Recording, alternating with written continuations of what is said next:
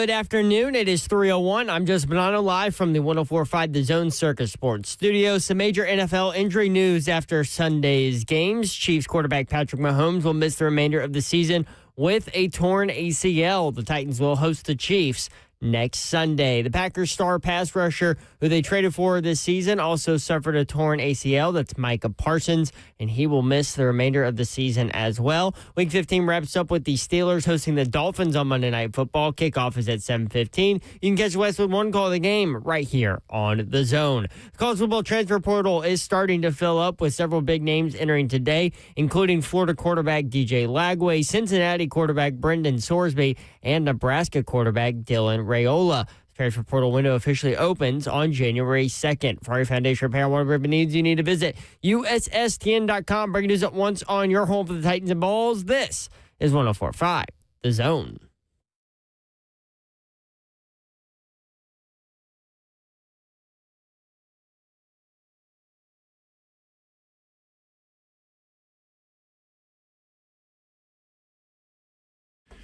Welcome in 3HL 104.5 The Zone. Britt Doherty with you on a beautiful day in the Music City. Hope you're having a great Monday. Hope you had a great weekend. You can watch the show live, YouTube, Facebook Live, Twitter, and Twitch.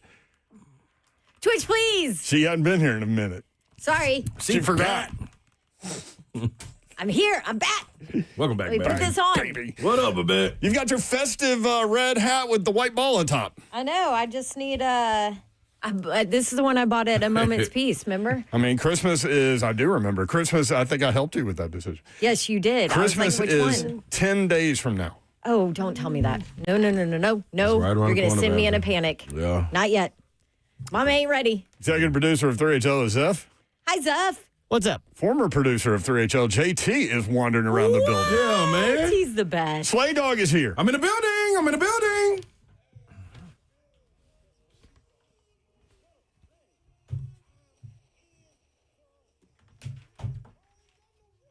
Time for the show.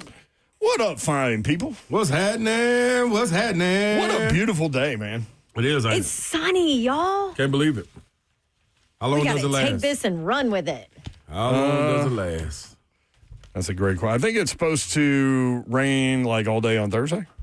I hate That's rain. bonk. Rain and cold is the worst. Yeah. Just give me snow. Don't give me rain. I told and you cold. the worst ever game I've ever worked was a Northwestern game. You got that freaking wind off the water. It was like 32, 33 degrees, pouring rain with like 50-mile-per-hour winds. That campus is right on Lake Michigan. It's beautiful. And they've got this like glass building. Now, they did not have it during this game when I was there because it was prior to that building. But I did work a game since they built that. Yeah. It is gorgeous. It's like overlooking the little beach area. Yeah. Right? I mean, and that water. Yeah. I had no idea that water was like clear and blue and pretty. Mm-hmm.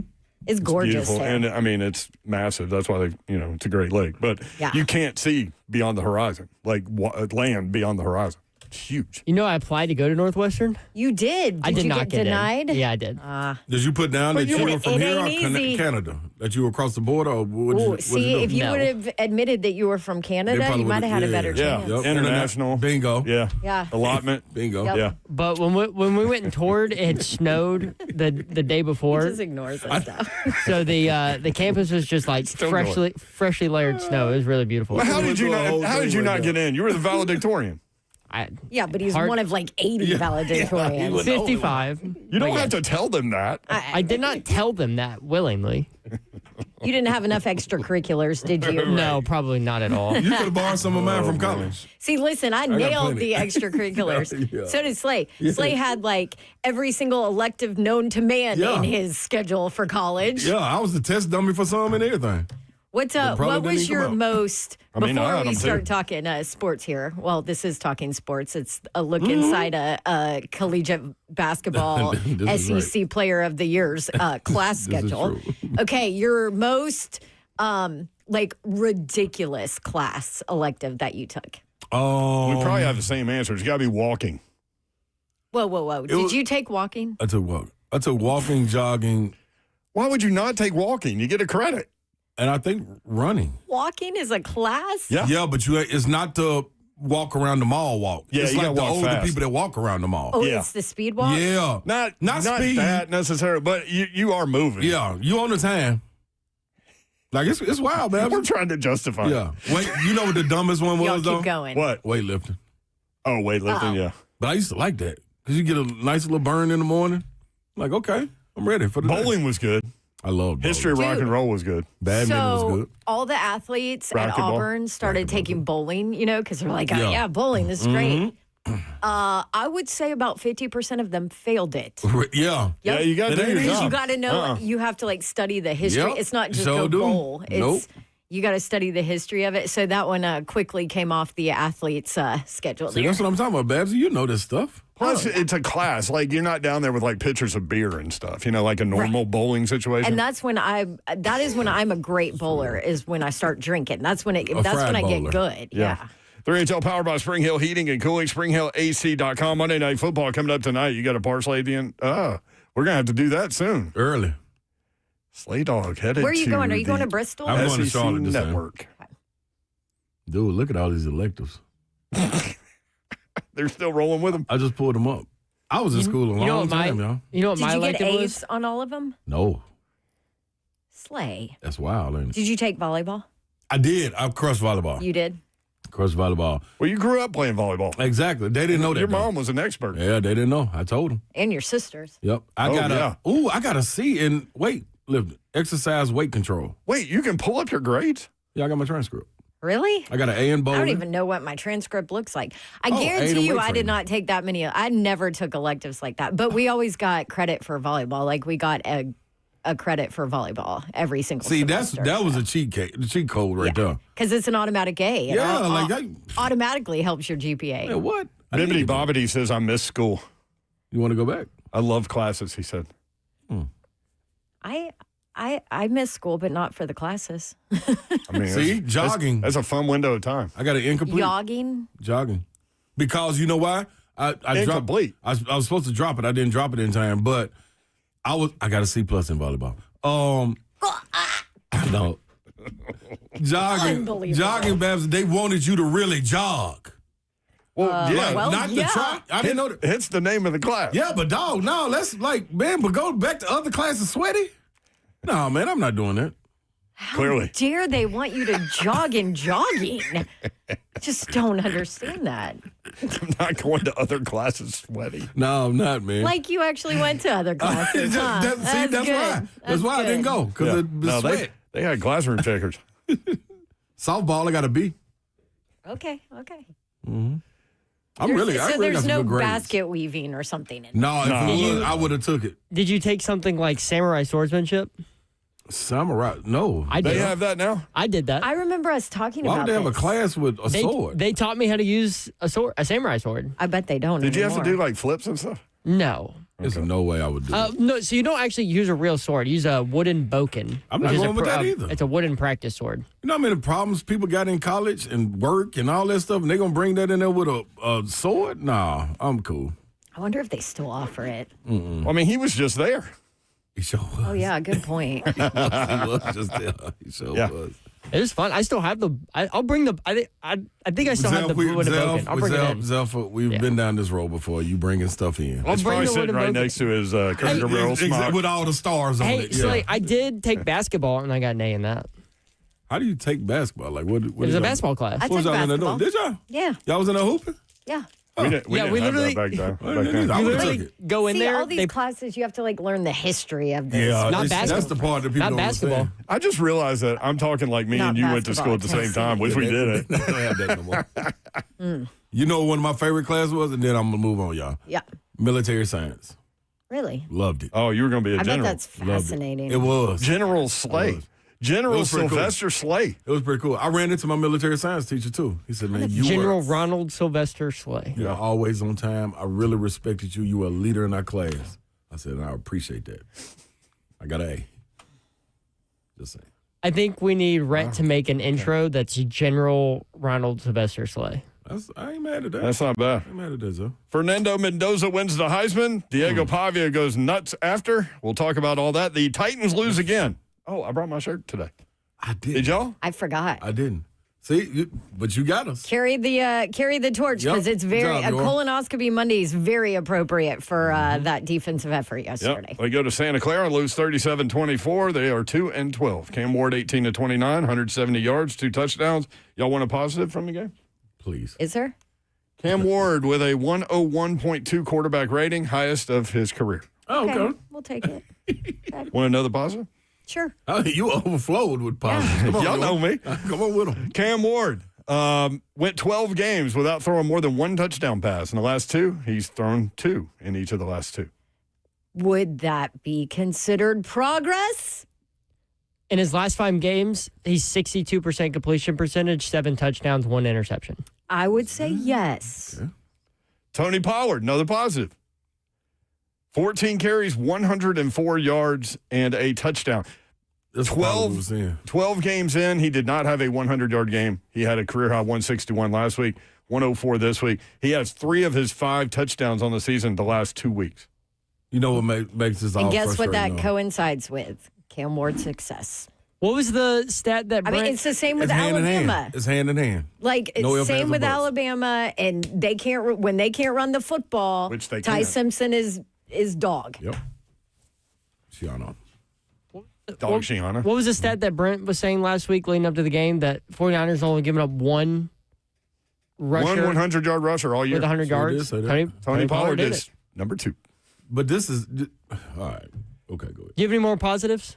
Because I've This got is one. If you don't, frustrating. I've got This is one. If more you don't have it, frustrating than positives to me. 8 different players caught balls.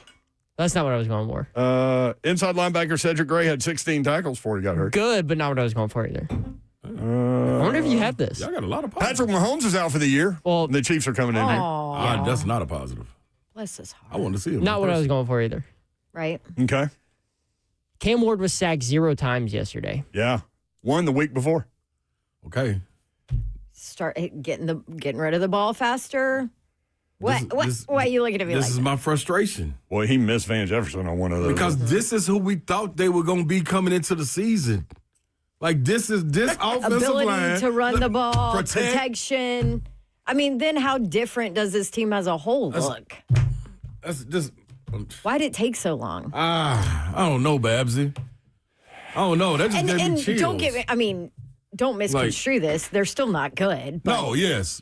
but No. But then all we of a sudden wanted you're to in a see. different You started spot. with progress. Right. What is that called? That's progress. And we wanted to see that at the beginning. Like, not when nothing matters. All right, Metallica. I mean, like, dang, dog. Nothing else matters. Look at Pat. That's my She's girl. she's Ready. on my music references It's lately. Christmas. It's Christmas. It's Christmas. Is that what it is? It's a She's festive transformed spirit. her soul. Yeah. Mm-hmm. It's the little white ball on top of her head. That's right. Little white ball. That is All it. I need is Festa. All I need is an AF at the end. Let's go, baby. Festive and funny. Yeah. Go with your. Yeah. He's like, Festive and full of it. Yeah. Even better. all right, we'll talk about the Heisman when we come back. What a mess, as Hadley would say. We'll do that next. By the way, Chris Lowe will join us at 4:20 today. Outside of that, all you 615-737-1045.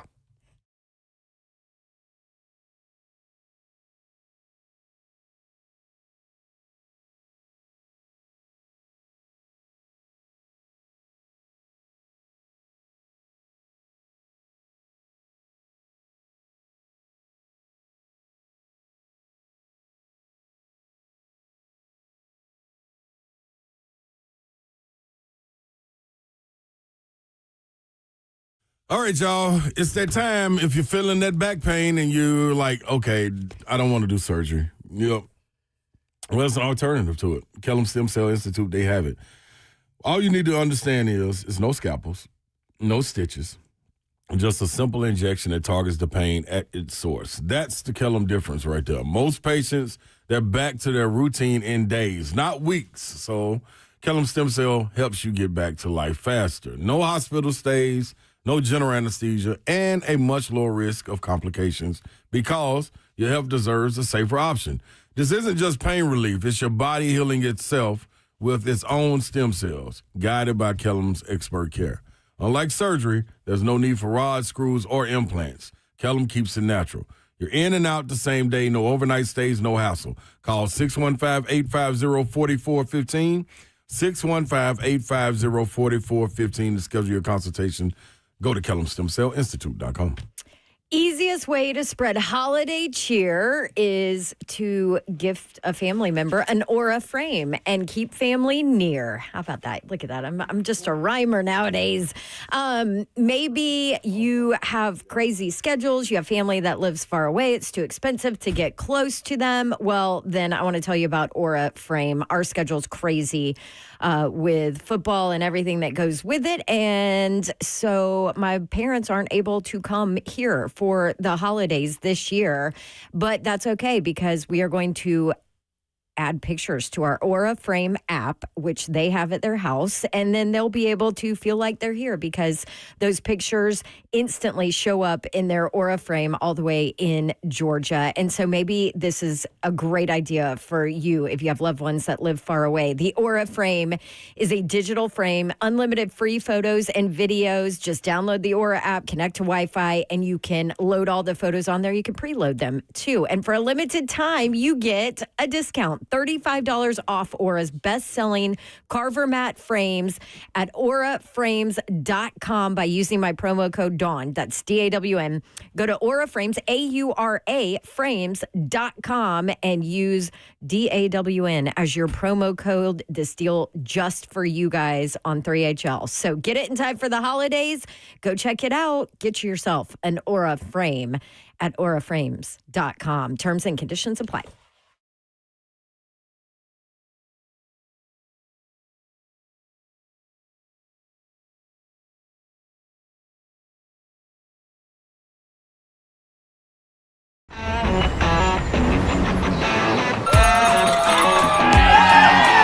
Smashville hockey.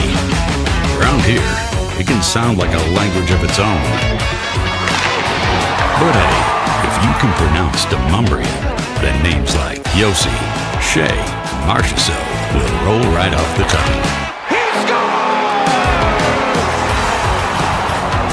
Nashville Predators, only in Smashville. One of the largest sports books east of the Mississippi, Circa Sports Kentucky, is now open. Catch all your favorite games on an 80-foot screen with stadium-style seating and live VSiN broadcast daily. Circa Sports, now open at the Mint Gaming Hall, Kentucky Downs.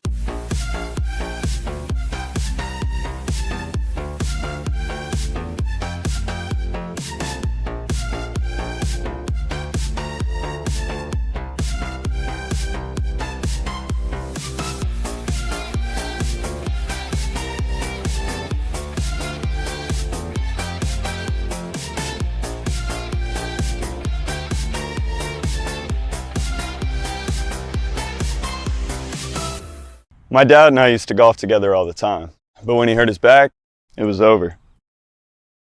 To have your son want to spend time with you is amazing. That's why my chronic back pain has been so heartbreaking. Surgery, fused bones, long recovery. No way, not for me. A friend recommended stem cells, so I gave Kellum Stem Cell Institute a call. I'm glad you're out on the course. Yeah, it's really good. Call the Kellum Stem Cell Institute today. Swing still looks just okay though. Selling your home can be stressful, but it doesn't have to be. Get a guaranteed offer from Mark Spain Real Estate. There are no showings, no open houses, no stress. Work with the #1 real estate team in the U.S. and close with confidence. Go to markspain.com today.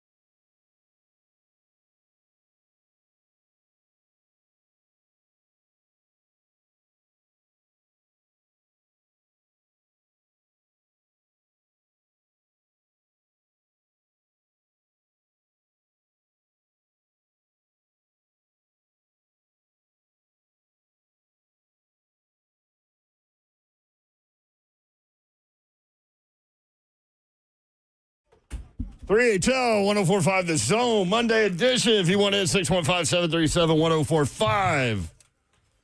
Got some basketball coming up this week. Number 11, Louisville at number 20, Tennessee. Vols have lost 3 in a row. Louisville has won back-to-back games after the loss at Arkansas. Tennessee coach Rick Barnes said Dwayne Brown will start tomorrow night in place of the injured Cade Phillips. It'll be the freshman's first career start. That's fun. That from Ryan Shumpert. You like him? Yes.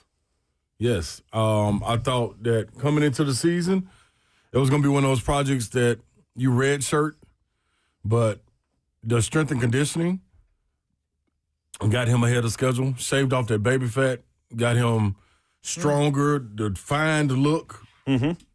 So, man, don't be surprised if this is one of the situations like what you had with Zakai at the point guard spot, who you thought was going to come in a red shirt, and he turned out to be one of the best to have played there. He's very Dwayne active, Brown got man. he can finish too. Yeah, he got, and that's one of the keys for them that they've been lacking in finishing around the rim. So good hands, good feet, not super athletic like Eve Spons jumping out the gym or nothing, but working angles as a young guy. People don't often do that. That was my little specialty, being able to post up, use that junk in the trunk. You know what I mean? And you can I like how you put it that way. yeah, you know what I mean? You got to. So it's going to be interesting to watch it. Yep, Lipscomb at number 3, Duke tomorrow, 6 o'clock on the ACC Network. Women's? No. Men's? Uh-oh. You know what, though? Have fun with Cam Boozer. Yeah. Boozer is a beast. Man, dude, hey. Boozer the beast. This little team, that little Duke team kind of figuring some things out, man. Like, Yep. Man, you know what? No, hold on. What does it mean? No, I'm saying like they're going to be dangerous. With noises. Yeah. I'm saying they're going to be dangerous. Like, I got to give more credit to John Shire. Right? I thought it was going to be a struggle, you know what I'm saying? And of course, I know Coach K is around, you know what I'm saying, where you can lean in, but he ain't coaching. Mm-mm. You know what I'm saying? Like, he going to let all his guys, Nolan Smith doing a phenomenal job over at TSU, too. They just beat UNLV this weekend. That's a huge. At UNLV on Saturday. Win. So, but he lets his guys go out there and figure it out. You know what I mean? You can always come back to the nest and, find out what you're doing wrong. But John Shire, man, hey, man, big salute. I didn't think it was going to be like that.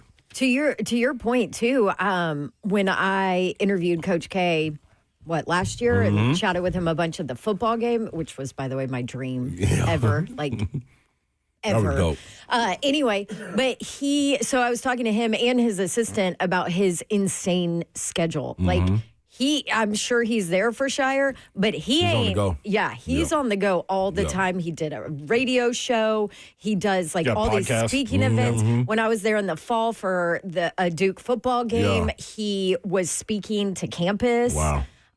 So he does all these alumni events. Yeah, like he is so busy. He booked up. And totally booked up. Yeah. So, I mean, I'm sure he's obviously at practice once in a while if he wants to be, but his schedule is insane. Yeah.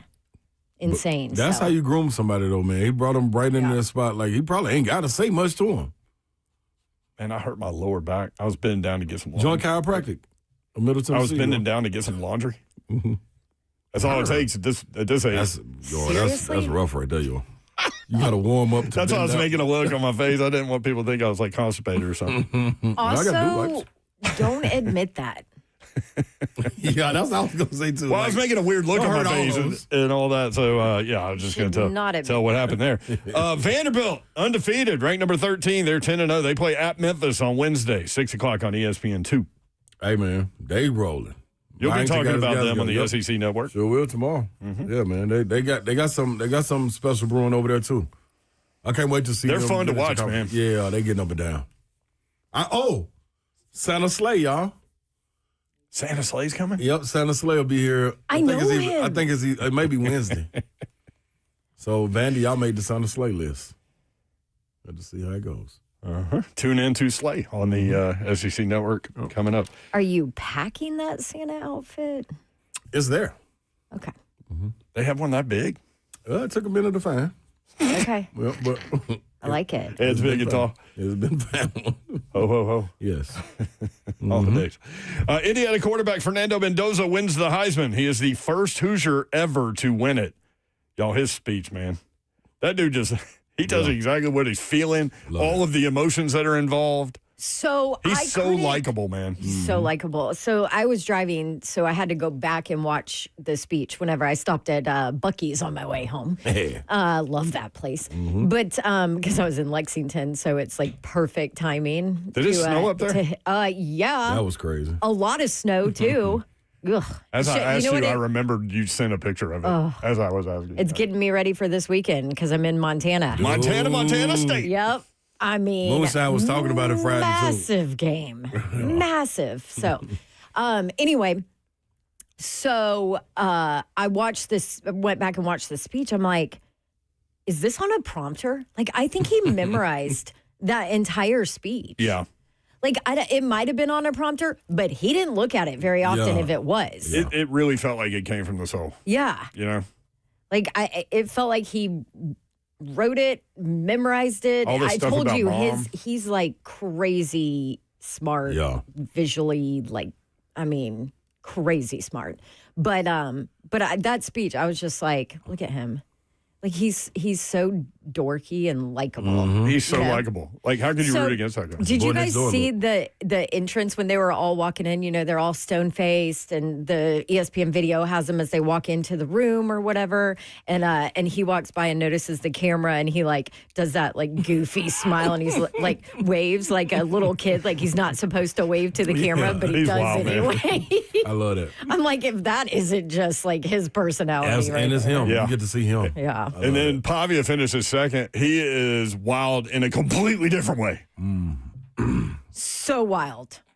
I mean just he kind of lost it after it, after the fact. I mean, obviously he apologized. Yeah. I mean, he knew it was Bad over timing. the top, bad timing, and especially in that I mean, the Heisman, the tradition, the integrity of all of that. And he was in a different room I'm like, it's just real bad timing. And that's a bad look when he wants a chance at the NFL on top of it. You can't crap on a guy's moment, man. And that's exactly what he did with Mendoza. He did apologize for it. Everybody makes mistakes, all those things.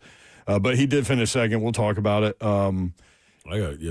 Notre Dame running back Jeremiah Love was third, and Ohio State quarterback Julian Sayin was fourth. 615-737-1045. Fernando Mendoza, let's see, 643 of the 916 first-place votes.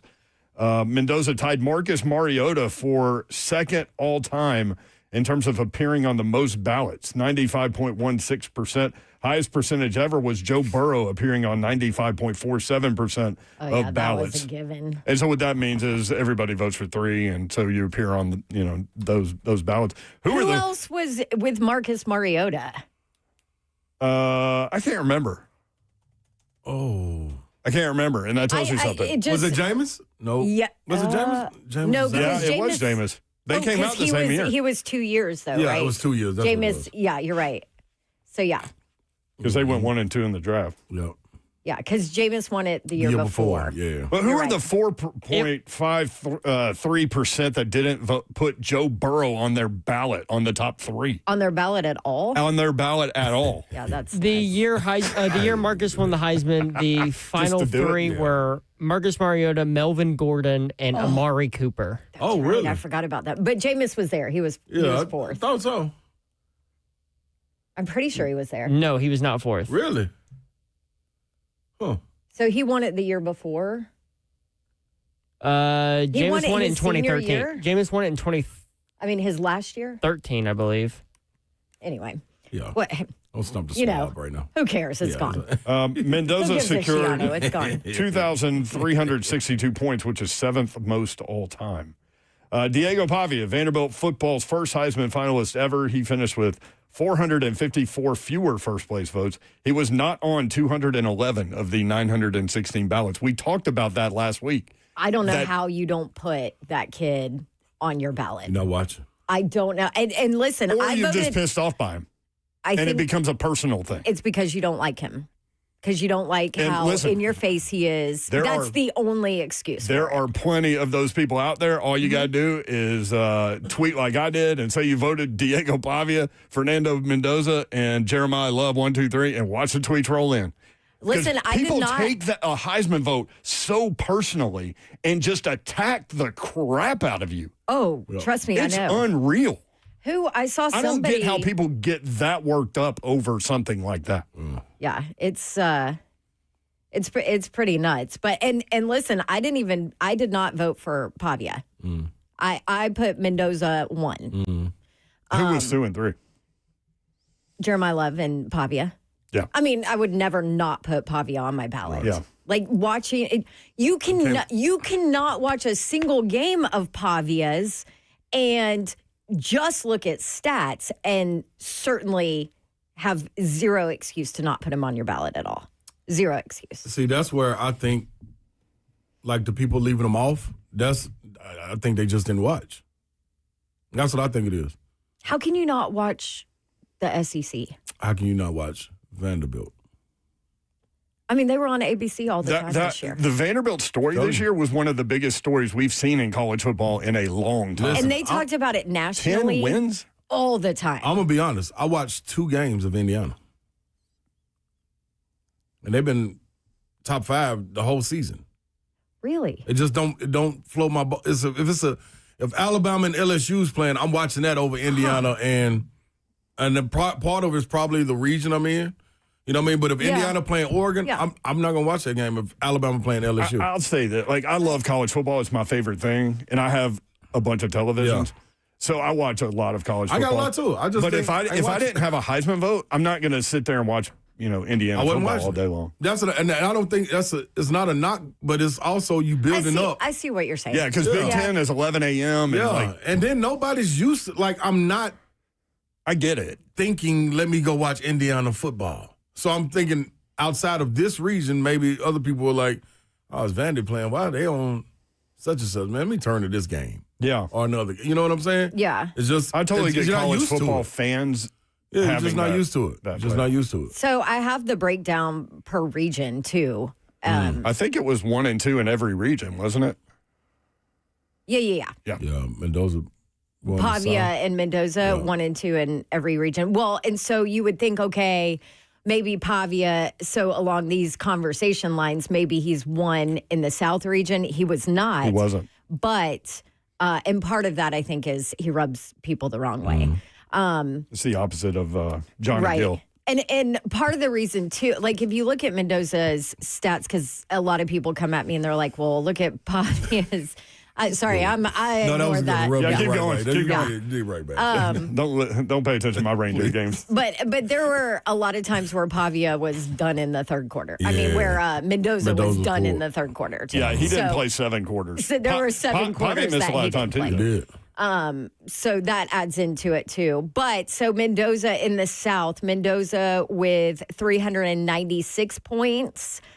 Finished first, and Pavia with 321 points finished second. Now, was that the tightest region? By far. Yeah. Yep, by far. And then, of course, the Midwest was all Mendoza all the time. It was 406 points for Mendoza, 183 for Pavia. I was wondering. That's really where the difference was. If Jeremiah Love might take some of that, but Mendoza. I mean, we talked about it. That stage against Ohio State. Slay said it on, what was that, Friday? Mm-hmm. The guy that speaks the loudest or speaks last is is the loudest. Yep. And that's what did it. One question for y'all. Vanderbilt got way behind against Texas, right? They come all the way back, almost complete the comeback. Had they been able to do that, does an 11-1 Pavia in the playoff win the Heisman? Maybe. Yes. Well, and I also think it was a disservice to Pavia that Fernando was the only game on that last weekend. And it was against Ohio State. I mean, that you can argue that was the national championship, right? I mean, And so that certainly helped Mendoza's case on that. And then people are like, oh, well, he didn't his numbers weren't that great from that game. I'm like, but he's also facing the top defense in the entire country.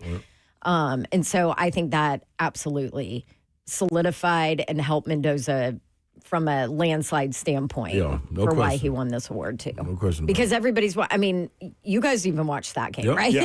Everybody's watching that game. Well, like growing up watching Vanderbilt here, like we have a complete understanding of what that program has always been. Yep. And so to see one guy basically turn that thing around it's hard to turn an aircraft carrier around. Like it takes some time. But man, last couple of years, and then this, you go 10-2 in the SEC. Only the 5th SEC quarterback with 3,000 yards passing and 800 yards rushing in a season ever. Yeah. The other 3, 4th one. The other 3 were Tebow. No, he was 5th. The other 4 were Tebow, Manziel, Dak Prescott, and Jaden Daniels, and 3 of those 4 won the Heisman Trophy.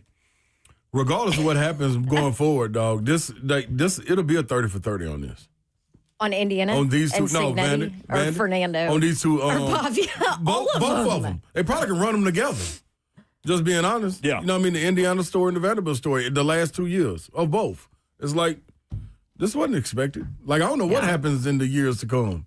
You know what I mean? But right now, in this time capsule, like, that's the story. Did y'all see Mike Wilson's ballot from the Knoxville News Sentinel? That was wild. That was wild. Number 1, Caleb Downs. Wild. That was strong right there. Listen, Caleb Downs is legit, but that was strong for number 1. Who are the other 2? I don't even remember. I'm having a brain freeze. Was one was the Texas Tech kid? It was strong. I can't Linebacker from remember. Texas Tech. Which is fair. Linebacker? What was it for Texas Tech? But the number 1, I was like, oh. Yeah. Okay. They were after Mike Wilson. Somebody, Are you looking it up? Yep. Somebody in the chat said, Babs, you're brave for telling these fans that you voted for Mendoza. I would honestly be scared to say that here. Oh, no. Caleb Downs, Mendoza, and Jeremiah Smith. Oh, okay. I thought he added the Texas. I thought it was different. Oh, you know what? I was thinking of this other voter, Heisman voter. I forget his name, but it's his very first year to vote. And he's of Indian descent, and his ballot was fine. It wasn't how it turned out, and people just started attacking him, like racially attacking him on Twitter, like he was the craziest person. I mean, it was bizarre. Wow. And he didn't even put Caleb Downs or somebody first that wasn't even in New York. Yeah. So, also somebody said. In the chat, Babs, Pavia was pulled in many games.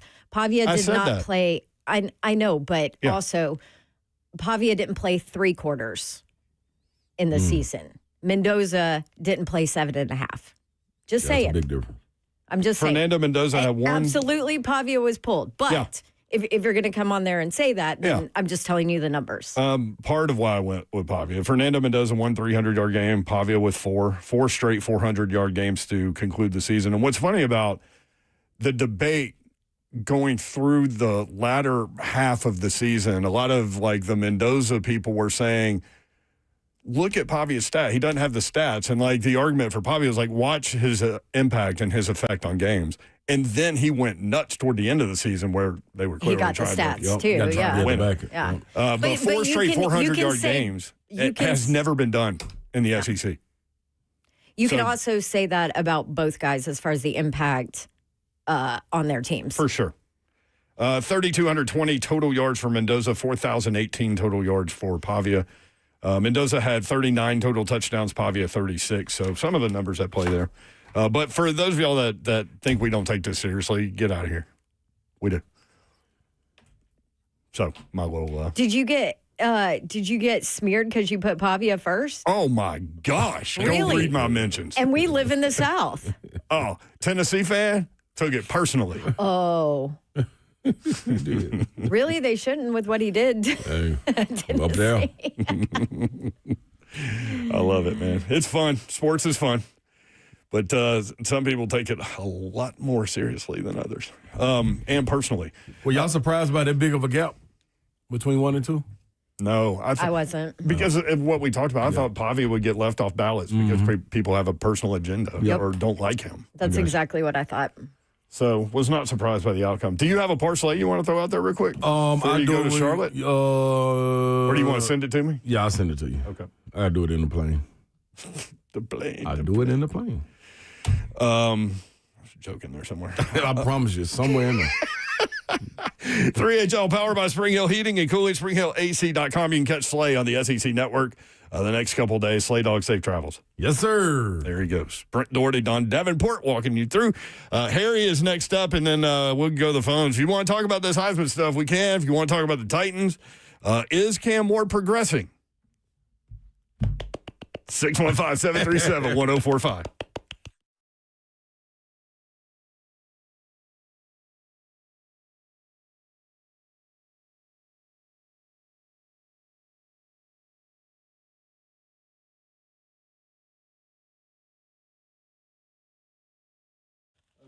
All right, sometimes it's time to upgrade things in your home. And with this cold weather, these cold temperatures, y'all, it was like 19 degrees yesterday. Maybe you realize how bad your windows and your doors are and you need to replace them. Well, that is when you need to call Pella Windows and Doors of Nashville, because I would love to recommend them to you. And they're the best in town. I've loved the experience of working with them. Had to redo all the windows and doors in my rental property, had to do some of my windows and doors in our home, and they have been amazing to work with. Love their product and affordable and the best quality out there. Of course, that goes without saying. But when I say affordable, they want to make it even more affordable for you. So how about the December Dawn deal? 50% off qualifying installations, no interest, no payments for 2 full years. And then on top of it, an additional 5% off your materials. They're celebrating 100 years in business, which means, they do things right. So schedule your free consultation. They'll come see you whenever you want. And check out the Dawn deal. Just tell them that that's what you want. Dawn sent you, and they'll take care of you. PellaNashville.com. What's happening, good people? Yours was just somebody's back hurting. I told him, y'all, he got to get over there to the Joint Chiropractic of Middle Tennessee. I had to go over there. I haven't been adjusted since 2003. I know. It's weird. I know. Playing years and everything, still didn't get adjusted. But it was the best thing to happen. I went in there.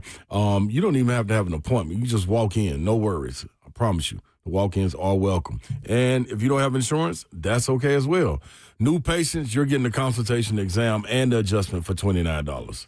And after that, adjustments as low as $18. Now, that's an easy dunk for you. So if your back's barking, neck stiff, hips feel like they've been through a full court press, well, it's time to slay that pain. That's why you go to the Joint Chiropractic of Middle Tennessee. They got 17 locations for you to pick from. Open all day, evenings and weekends. So you can roll in there whenever. And understand this, the Joint's got your back, literally. So all those pains and aches that you have, go to thejoint.com to find your spot. Get in, get adjusted, and get back to living.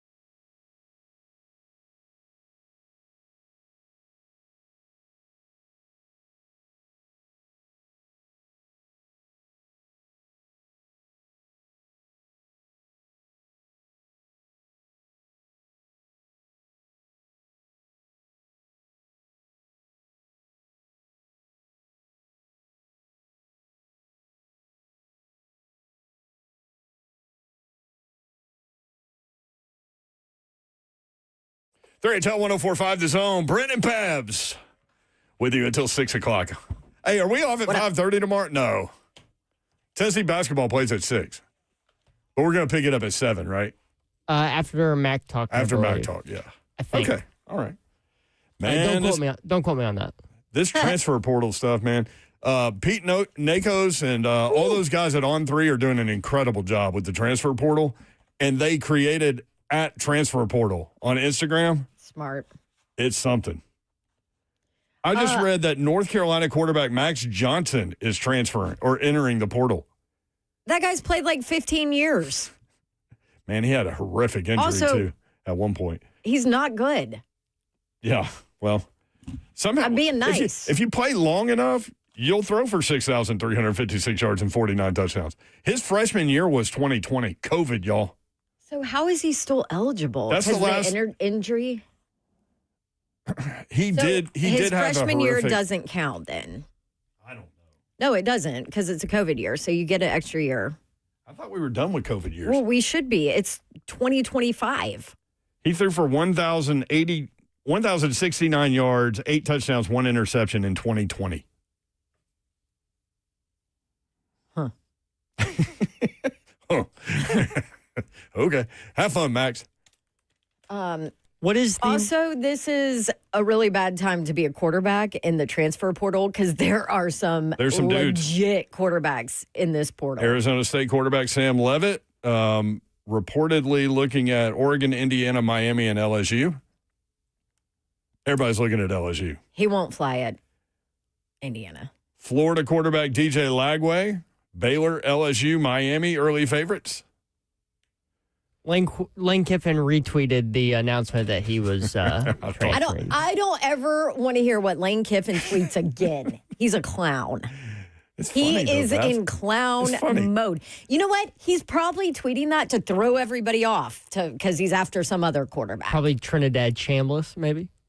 Nuts. That guy. Coconuts. Cincinnati quarterback Brendan Sorsby into the portal. You guys know I love that guy. Yeah, 27 touchdowns, 5 interceptions. He also had 580 rush yards this year and 9 more touchdowns. I read somewhere that his family lives in Knoxville.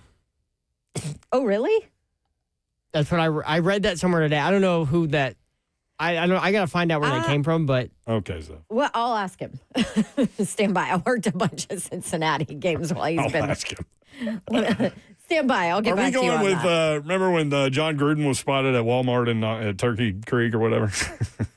I will say this. I was a Sorsby fan. I came back and told you guys that I liked him. Like some NFL scouts are chatting about him and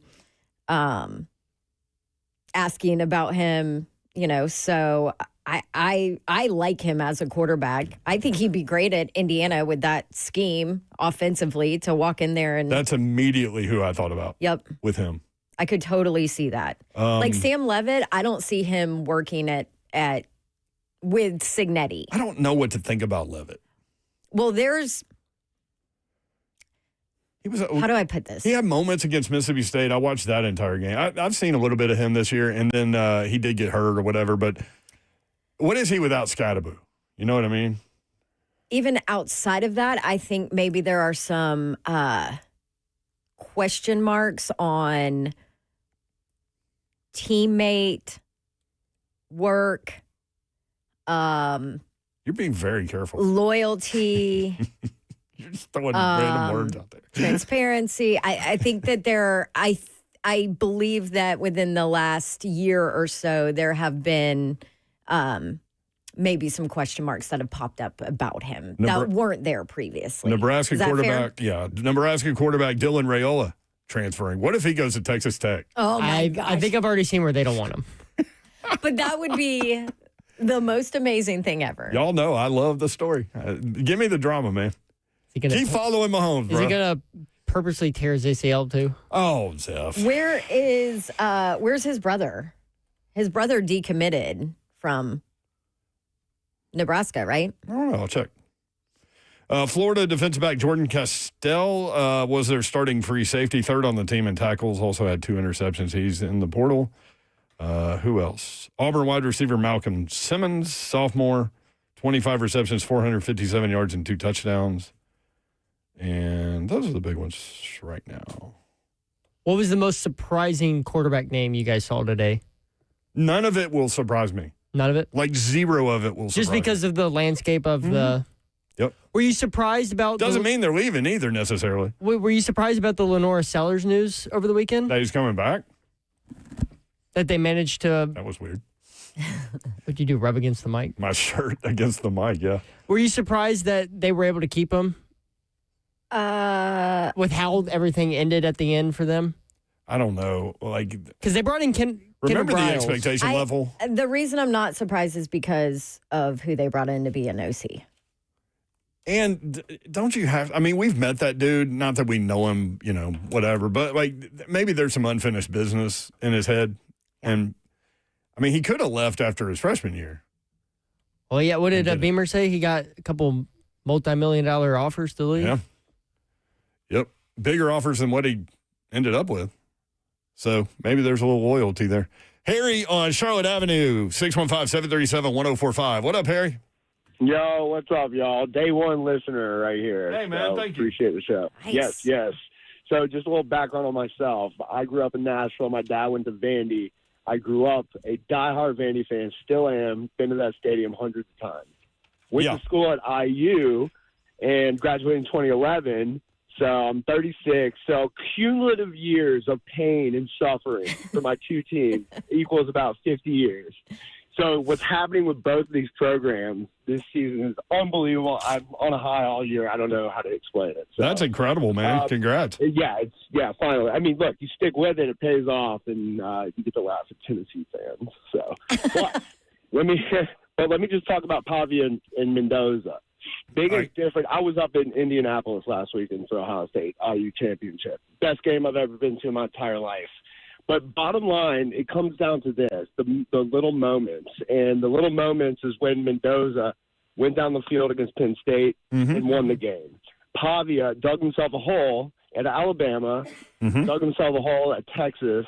And really, you know, the red zone turnovers, if you looked at Indiana's, I think there was no turnovers in the red zone. Pavia turned it over, twice against Alabama? And those are the little moments. Like if Pavia wins one of those games and Fernando loses Penn State, you know, the stats are the stats. But like, you know, when Mendoza's sitting in the fourth quarter a lot, stats can get skewed. So like what Slay was saying, if it goes 11-1 each team, I think Pavia gets the edge there. But yeah, it would have been a lot closer if it was 11-1, but once you have an undefeated season and you get that extra game, all the eyes are on you. Yeah, it was no surprise that he won. That's a great point. And if you want to sell me your belief that Fernando Mendoza would be your vote, I'm not going to argue with you. I mean, he had an incredible year, and he definitely deserves the trophy. I'm also okay with a Pavia argument as your vote too. Yeah, and who knows? Jeremiah Love might be the best football player. Listen, I think he's the best running back in years. That's why I think those three had to be those three, and nothing against Julian Sayin. He had an incredible year too. Right. But in terms of the top three, I think those are the top three. Yeah. Thank you, Harry. Congrats on the year, man. They were. How about that? How about that? Vandy and IU, awful histories. And this year, you get both. 615-737-1045. This is 3HL, powered by Spring Hill Heating and Cooling. We really appreciate you guys being with us and talking through all of these fun sports topics. SpringHillAC.com.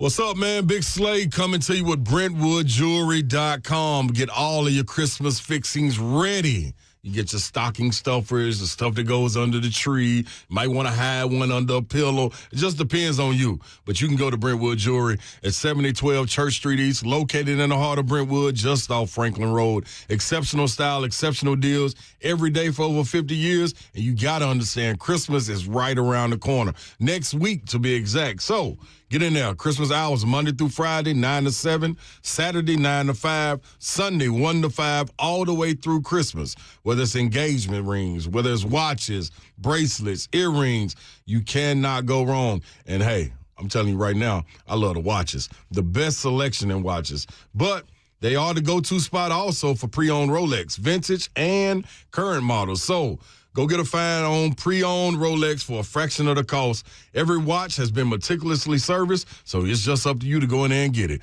It's BrentwoodJewelry.com.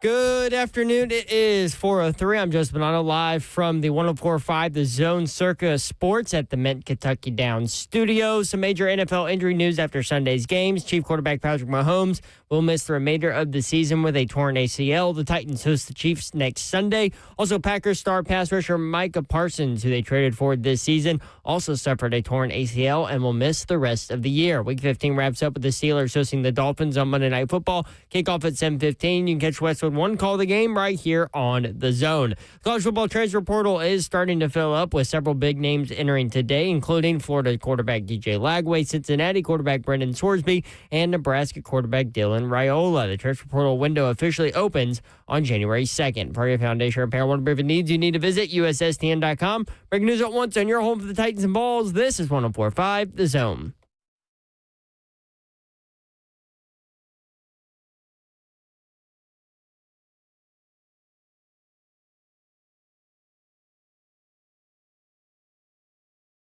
HL 104.5 The Zone. Brent Doherty with you on a beautiful, almost evening in the Music City. Dark AF at 4, almost. We're about to turn the other direction, though, Babs. About to start gaining light every day. Good. Need it. It's going to be a minute. How'd you enjoy yesterday when the high temperature was like 23 degrees? It was so cold. It was miserable. You rolled back into town yesterday? Yeah. Yeah. Well, it was cold where you were. Yeah. Lexington. It was actually warmer here than it was in Lexington. So. Man, I thought ESPN did a great job, you included, of covering that tournament. How it was all over the place. Somebody called earlier and asked Zeph for us to talk women's college volleyball. Doug called. What up, Doug? This is for you, bro. This is for you, yes. The upsets yesterday, Nebraska and Texas out. Nebraska I know nothing. being okay. Speak to me like I know How nothing. about this? Nebraska not in the Final Four for women's volleyball is like this year Ohio State not making it to the college football playoff, right? That's where we are. Okay. Like Nebraska is so dominant on so many levels. It is unreal that they did not win. It's crazy. It's the upset of the decade. Well, I saw you. Was this a Detective Dawn type thing? Yeah. You had one of the players for Kentucky serve at you, and I was like, no, it was actually Cal Poly. Cal Poly. Yes, but and it was the Kentucky match. Yes. You sent the video, and I was like really nervous because, I mean, she knocked the hell out of that ball at you. Like, and I said this in the broadcast, but And you played college volleyball. I know I've been out of the game a long time, but I have never in my life seen a serve that hard and that fast and drop that quick. Her name was Kendall Bashir. Unbelievable. Now, she doesn't have control over where she sends it yet. That's her next step. But I felt like I was playing defense on a serve receive with no block. So after the fact, now this is bound to happen where your arms get red when you haven't played in a while because, I mean, these balls, they are so fast. They come so hard nowadays. These athletes are just top level.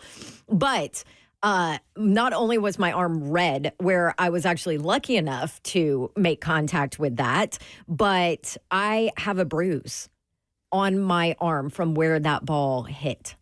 Like a legit, you can still see it, black and blue bruise. Oh, my gosh. Yeah. From where that ball hit. It's kind of like guitar players that their fingers get tough. And right. Because when you first start playing, you're like, how do people do this all the time? Right. You get used to it. Your arms get used to it. But I mean, there were a straight bruise. The game is it's so different from when I played. It's so fast. If you've never watched it, you should tune in for the Final Four this weekend. It's in Kansas City. It's unbelievable how athletic these women are that are playing this game now.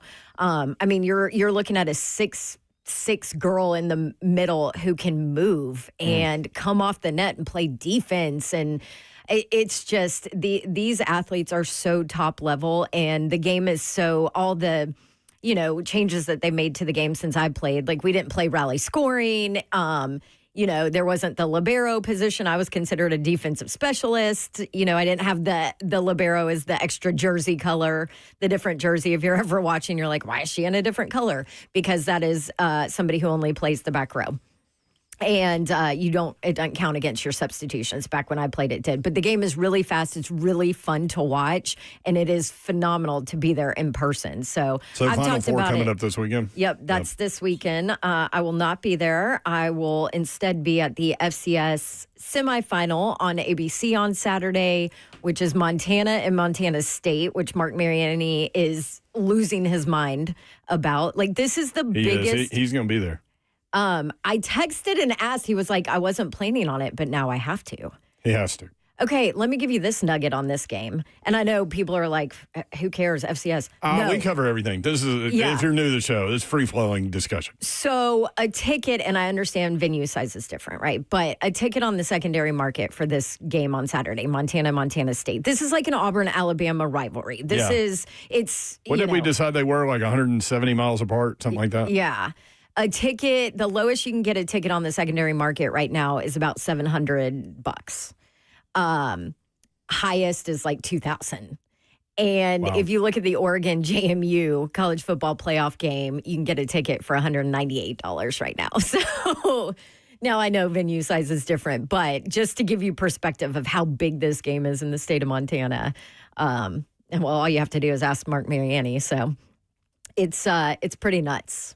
Pretty nuts. Yeah, he was in here on Friday, and he said, if Montana were to upset Montana State, he said, oh, man, the party that's going to happen over. Because people might not know the FCS championship game is at Vanderbilt. It's right here in Nashville on January 5th. Are you going to work that one? I am working that one as well, yes. So this would be like, Vandy and Tennessee about that distance apart, like 182 or whatever it is. And the size of the stadium is actually smaller than Vanderbilt's. Right? Yeah. But it would be kind of like that, playing in a semifinal game in that building, like that kind of building. Yeah. So interesting. It'll be fun. 615-737-1045. You want in Monday Night Football tonight, Miami at Pittsburgh. Steelers favored by 3, 7:15 on ESPN. Now, the Steelers had lost 3 out of 4, and people were talking about Mike Tomlin and his job and all those things. Then what do? They go win in Baltimore. Dude, I was like, fire Tomlin. Mm-hmm. Please. I mean, let him come to Nashville. It's time to go, for him and them. Like, sometimes you just need change. Sometimes you need change. Roethlisberger said it. I mean, can you imagine the want for that guy, though? Yeah, I saw somebody say, and it wasn't a bad idea. This was before Matt Campbell took the Penn State job, but imagine if Mike Tomlin went to Penn State. I don't know that he wants to deal with all the NIL and all those things. I wouldn't. But now everybody's hiring portal? general managers and all this stuff. But, yeah. So they play tonight. Dolphins have won 4 in a row to get to 6-7. They were 2-7, y'all. And then they beat Buffalo. And then Mike McDaniel's he still hasn't said whether it actually was him or not. He just said AI is a crazy thing, where he was hanging out the window of his vehicle with that big freaking watch he has, kind of yelling at Bills fans after the game. They've won 4 in a row. So, interesting game coming up tonight. 615-737-1045. Mac in Columbia next up on 3HL. Mac, what's up? Nothing. I think it was last week or a week before last, y'all was talking about on college football with the teams that went 5-7 and not even playing for a bowl game, even though they was academically ineligible. I was wondering, what was your logic on that? Because I'm ready to put a knot upside Mike Norvell's head, considering we went from 3-0 to 5-7. And I don't know. I would not want to see Florida State another bowl game in another game after this season. Yeah, no, I get it.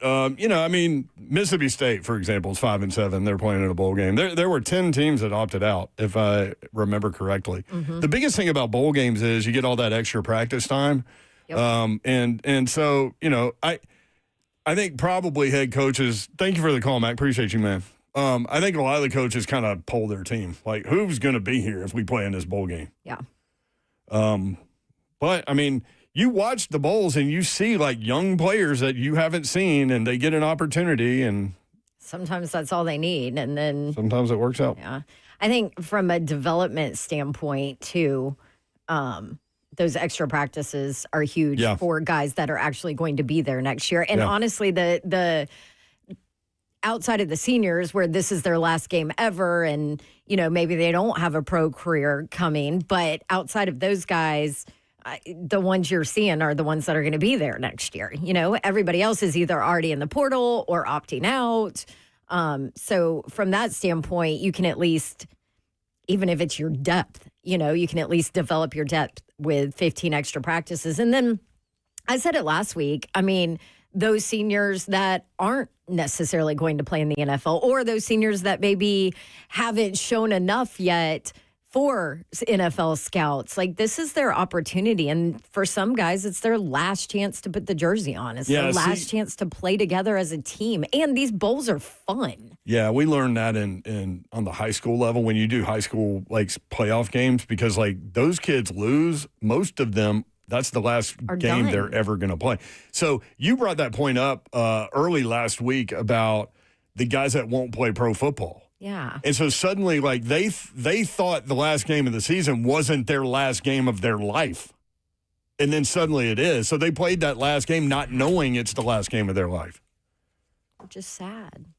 It is sad. It makes me sad. The other thing with bowl games is your early enrollees get to travel with the team and they get to experience basically what a road schedule is in college and kind of get used to that. Plus, they get to go to the practices and everything. Mm-hmm. And that's big for teams that are playing freshmen early. Yep. Which, I mean, I know it's changed and bowl games look so different now with the transfer portal and opt-outs and all of that, but it can still be extremely beneficial. 615-737-1045. Titans lose again. Fernando Mendoza wins the Heisman Trophy. Diego Pavio goes nuts. All of that on the table for you, including whatever else you might want to bring up. 615-737-1045.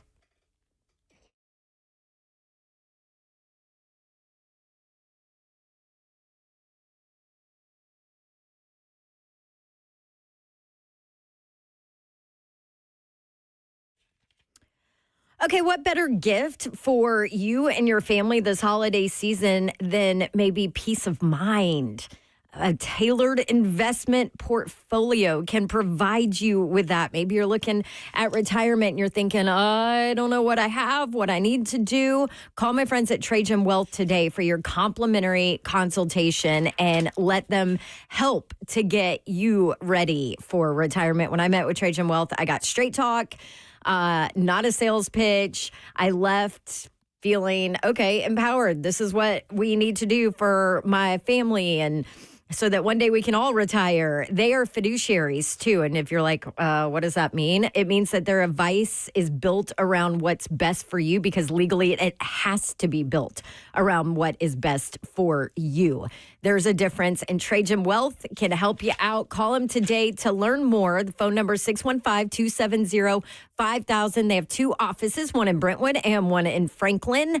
And you can go check them out online, see what they're all about. TrajanWealth.com is where you can find them. That's TrajanWealth.com. Advisory services through Trajan Wealth, LLC, SEC registered investment advisor. Client paid advertisement. Additional disclosures at TrajanWealth.com.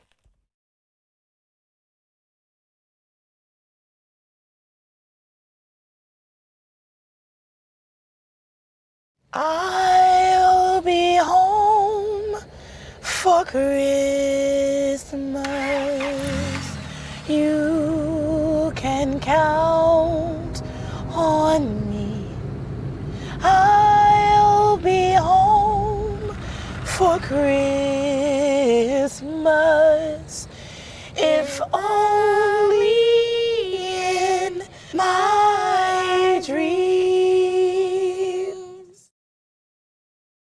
Let's face it, buying a vehicle should be straightforward and stress-free, and that's exactly how Two Rivers Ford has been doing business for decades. This locally owned dealership has a non-commissioned sales team whose only focus is to find you the right vehicle at the right price without the pressure. So you'll actually have a fun car buying experience. Great prices, easy financing, and a non-commissioned sales team. Two Rivers Ford, the South's most trusted Ford dealer.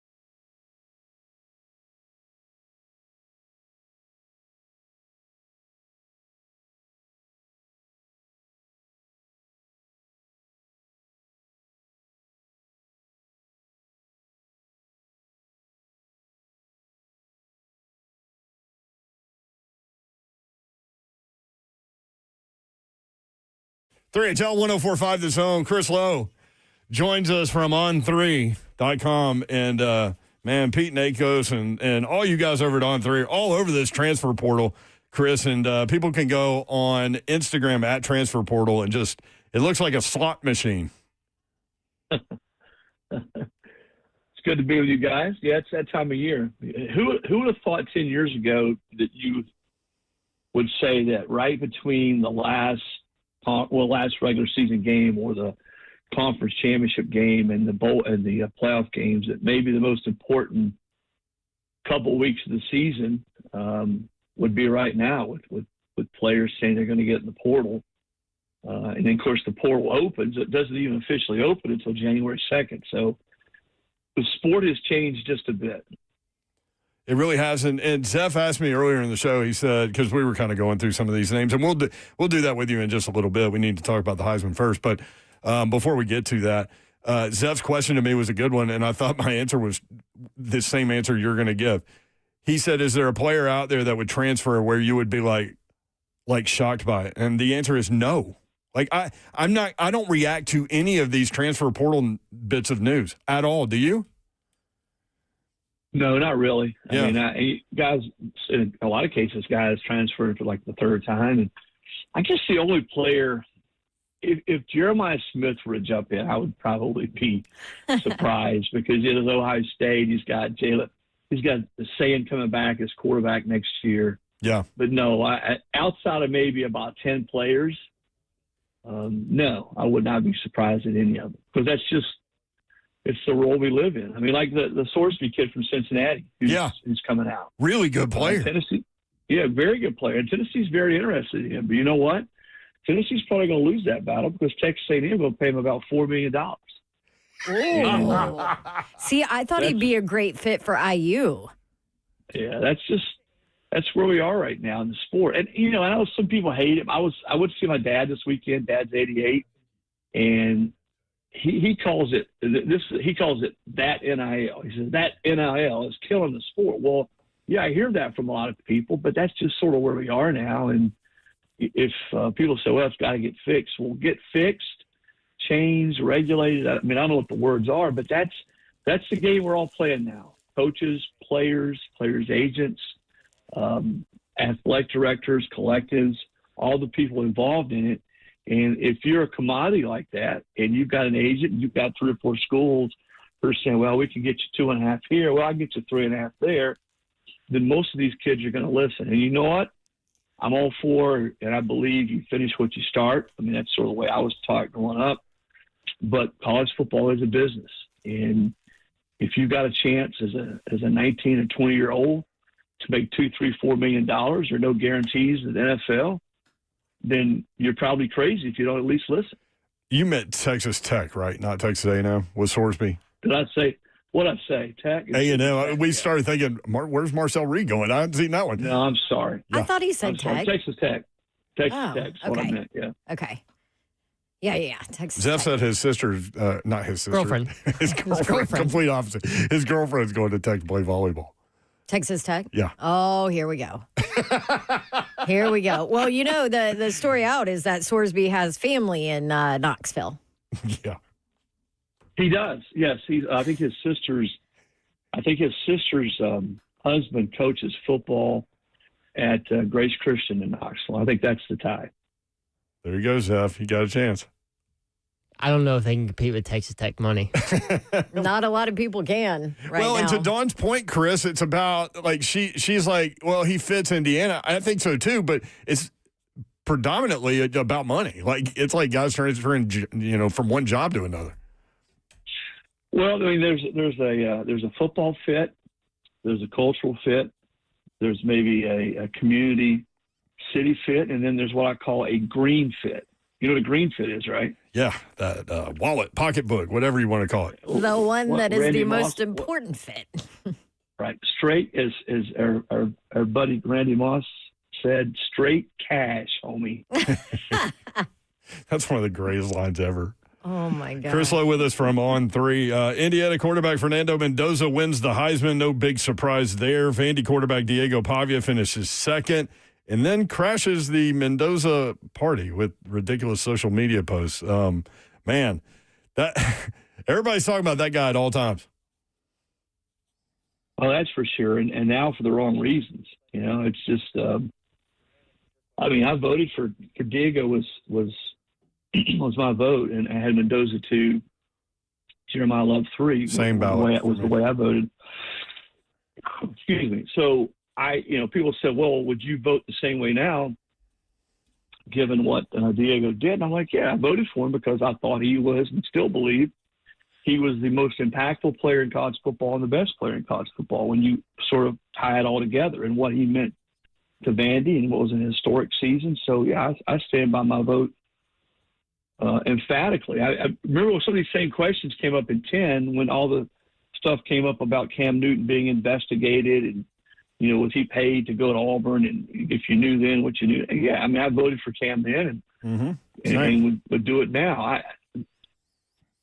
What I'm sick about in all this is, it was, the nonsensical stuff that Diego posted, which he has come back and apologized. I think we should note that. Mm-hmm. You know who that hurts to me? It hurts the university. It hurts his teammates. It hurts Clark Lee and that staff. It hurts Candace. Everybody is so associated with Vandy that we're soaking up this unbelievable season, this historic season, and he was such a huge part of it. Diego was, but now much of the narrative is going to be him acting like an idiot, at the Heisman ceremony and saying and tweeting or whatever, social media posts, some of the stupid things he did, and then taking away from Mendoza and Indiana's moment. Indiana. Listen, I know he's a competitor. Part of what makes him who he is because he is such a tough, unrelenting competitor, and he will not, he's not scared of anything. He's fearless. He's in your grill. He's in your face. All the things that made me I love watching the kid play, man. He was to me, he was not only the best player, he was the most entertaining player to watch. But, you got to channel that kind of stuff the right way. And that what was so disappointing to me. And again, I'm more disappointed for the fact that this was such a special season for Vandy. And now I think a lot of what's going to be remembered is the way he acted after the Heisman. I don't know that it diminishes what they did, but certainly it's something that's going to be talked about more than it should. And, we'll see. But I want to reiterate, I would not change my vote. I've seen some people take shots at him and listen, Mendoza's speech was awesome. I would say, go listen. Every parent, every kid who plays youth sports, go listen to Fernando's speech at the Heisman and how heartfelt it was and how he paid tribute to his mom, his family, and how big team was to him. And I've seen some people say, well, that compared to the way Diego, what he said on social media, justifies that the right guy won the Heisman. I mean, I don't necessarily think that's the case. I mean, I think a lot of these things could be true. That one doesn't have to be mutually exclusive. But I do, I don't regret the fact that I voted for him for Heisman Trophy because I still contend he was the best and most impactful player in college football. Same. And, we had a guy earlier talking about Fernando Mendoza, and I'm like, look, man, you state your case on why you would have voted for Fernando Mendoza. I'm not going to argue with you. Like, I believe that I voted for the guy that I did vote for the guy that I felt like should have won, which is Diego Pavia. But Mendoza had such an incredible year. I voted for Mendoza. You did, yeah. So, yeah. And I see how you could. I went back and forth, honestly. Yeah. I went back and forth, and same. I went back and looked at big games and performances and who they played, and it was hard. But I think at the end of the day, just like Dawn said, she settled on Mendoza. I settled on Diego, and I've voted almost 25, 30 years, and I love how I've seen it both ways. Someone didn't vote for Diego. Maybe they didn't vote for him in the top 2 or whatever. And people say, well, this guy's a clown, and vice versa. If you didn't vote for Mendoza, then you're a clown. Listen, that's it's subjective. You vote for who you think it was the best player. All it says is the most outstanding player in college football. That's right.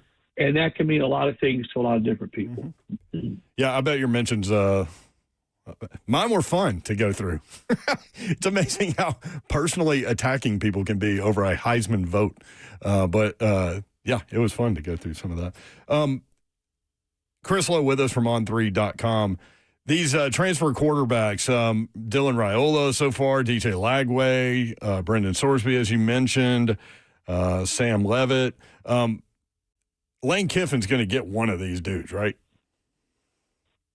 Well, yeah, you think, and who knows? Maybe Shambles gets another year and follows Lane to LSU. Is anything, you asked me a minute ago, would anything surprise me as far as quarterbacks transferring? I mean, nothing surprises me, period, in college football as far as guys getting extra years, the courts jumping in and shooting this ruling or that ruling down. So, yeah, I would say, yes, he absolutely is going to get a quarterback. And I think his track record for developing quarterbacks, different kinds of quarterback styles, guys putting up big numbers, his watch will help him. I always go back to when he was at Tennessee the 1 year. I know that's going back 15-plus years.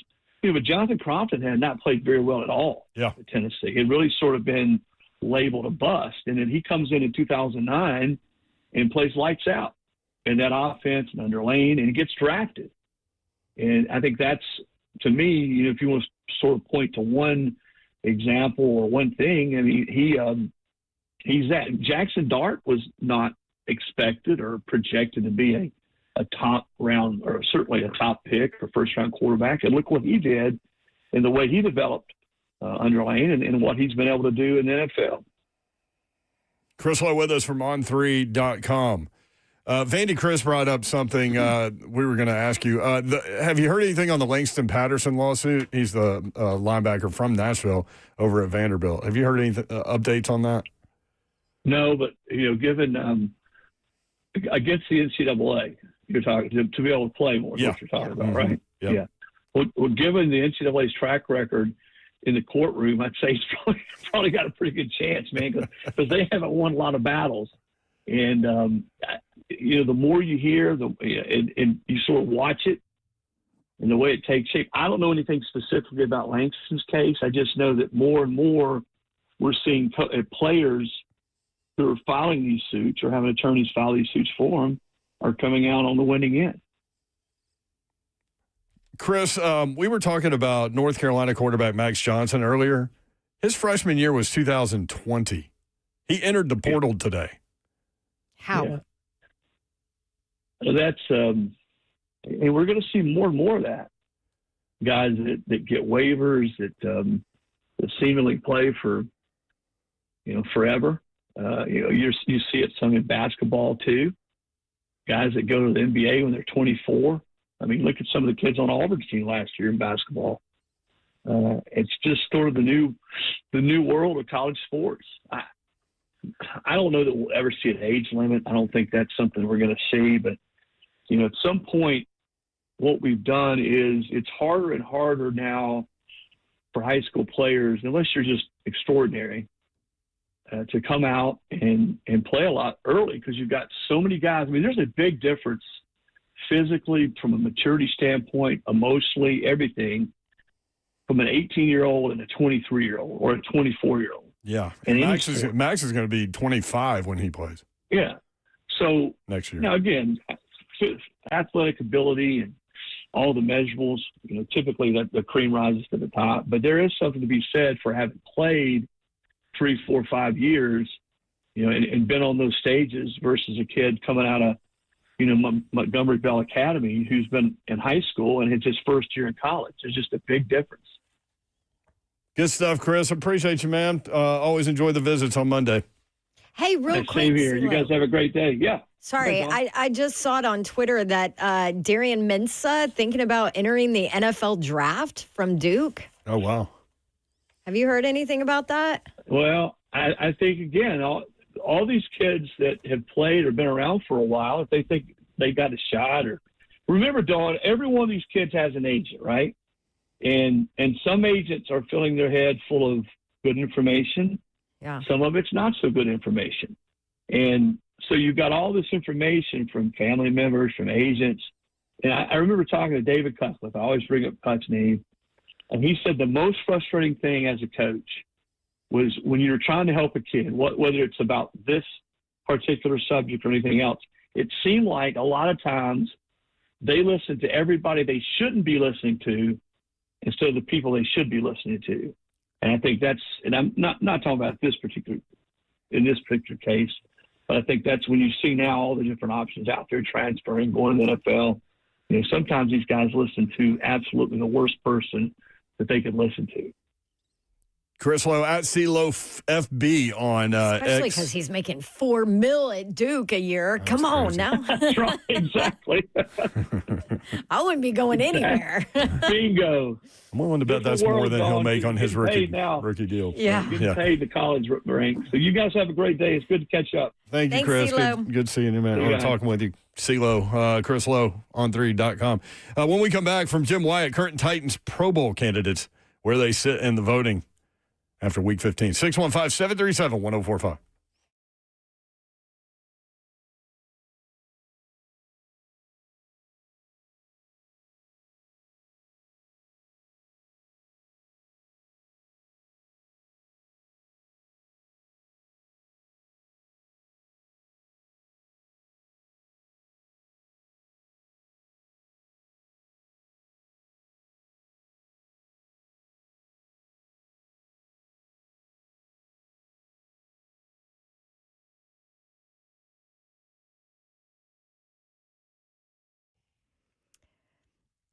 What if more reliable didn't mean more expensive? Wouldn't that be nice? With Xfinity, you can get reliable fiber-powered Wi-Fi for less. So we're talking intelligent gig speed Wi-Fi, $50 a month.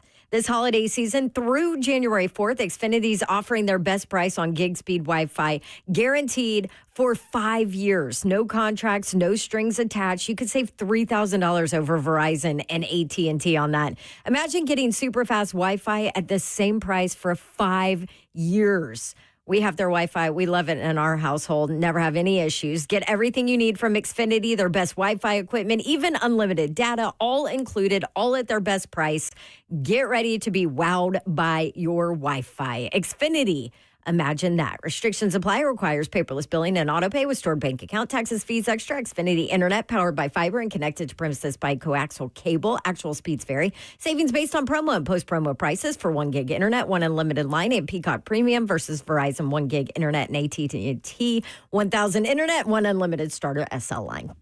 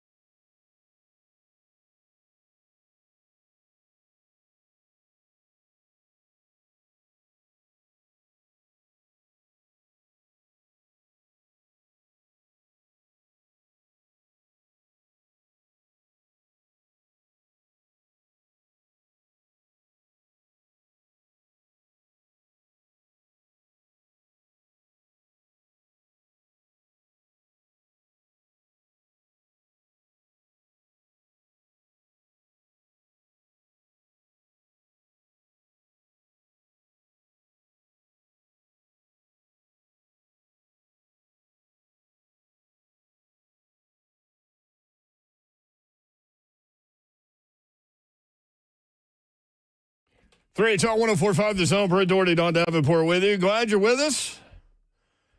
3HL is powered by Spring Hill Heating and Cooling, springhillac.com. Executive producer of 3HL is F-Dog. What's up? Slay has headed to Charlotte, North Carolina. He'll be on the SEC Network talking about SEC basketball the next couple nights. So we look forward to that. Also, on Wednesday, we will be broadcasting live from Twin Peaks in Cool Springs, correct? I don't know. Nice dramatic pause. That's good. That's a good question. Are we in Cool Springs Wednesday, Babs? Twin Peaks in Cool Springs? I don't know.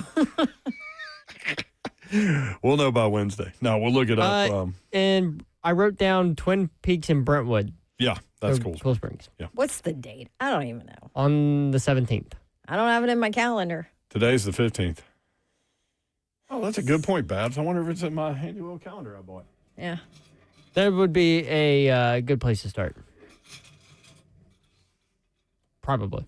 Remember when I backed away in the chair and the chair flew against the wall and I fell on the floor? Remember that? No. I do. When was that? That was awesome. That might have been before you.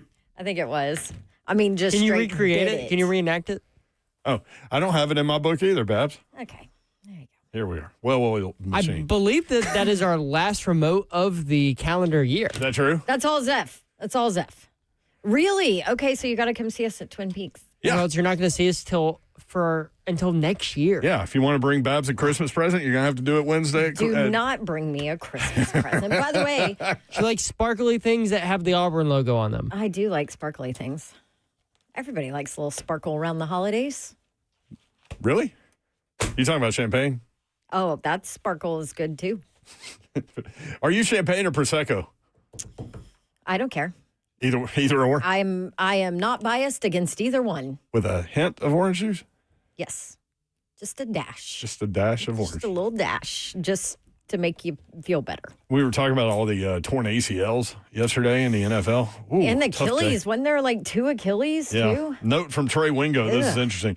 Both Tom Brady and Patrick Mahomes won 3 Super Bowls early in their careers and then tore their ACLs in their 9th season with their teams both missing the playoffs. They signed the same contract with the Devil. Come on, Zeph. Man, Mahomes, at that point I was on the what do you call it? Red zone.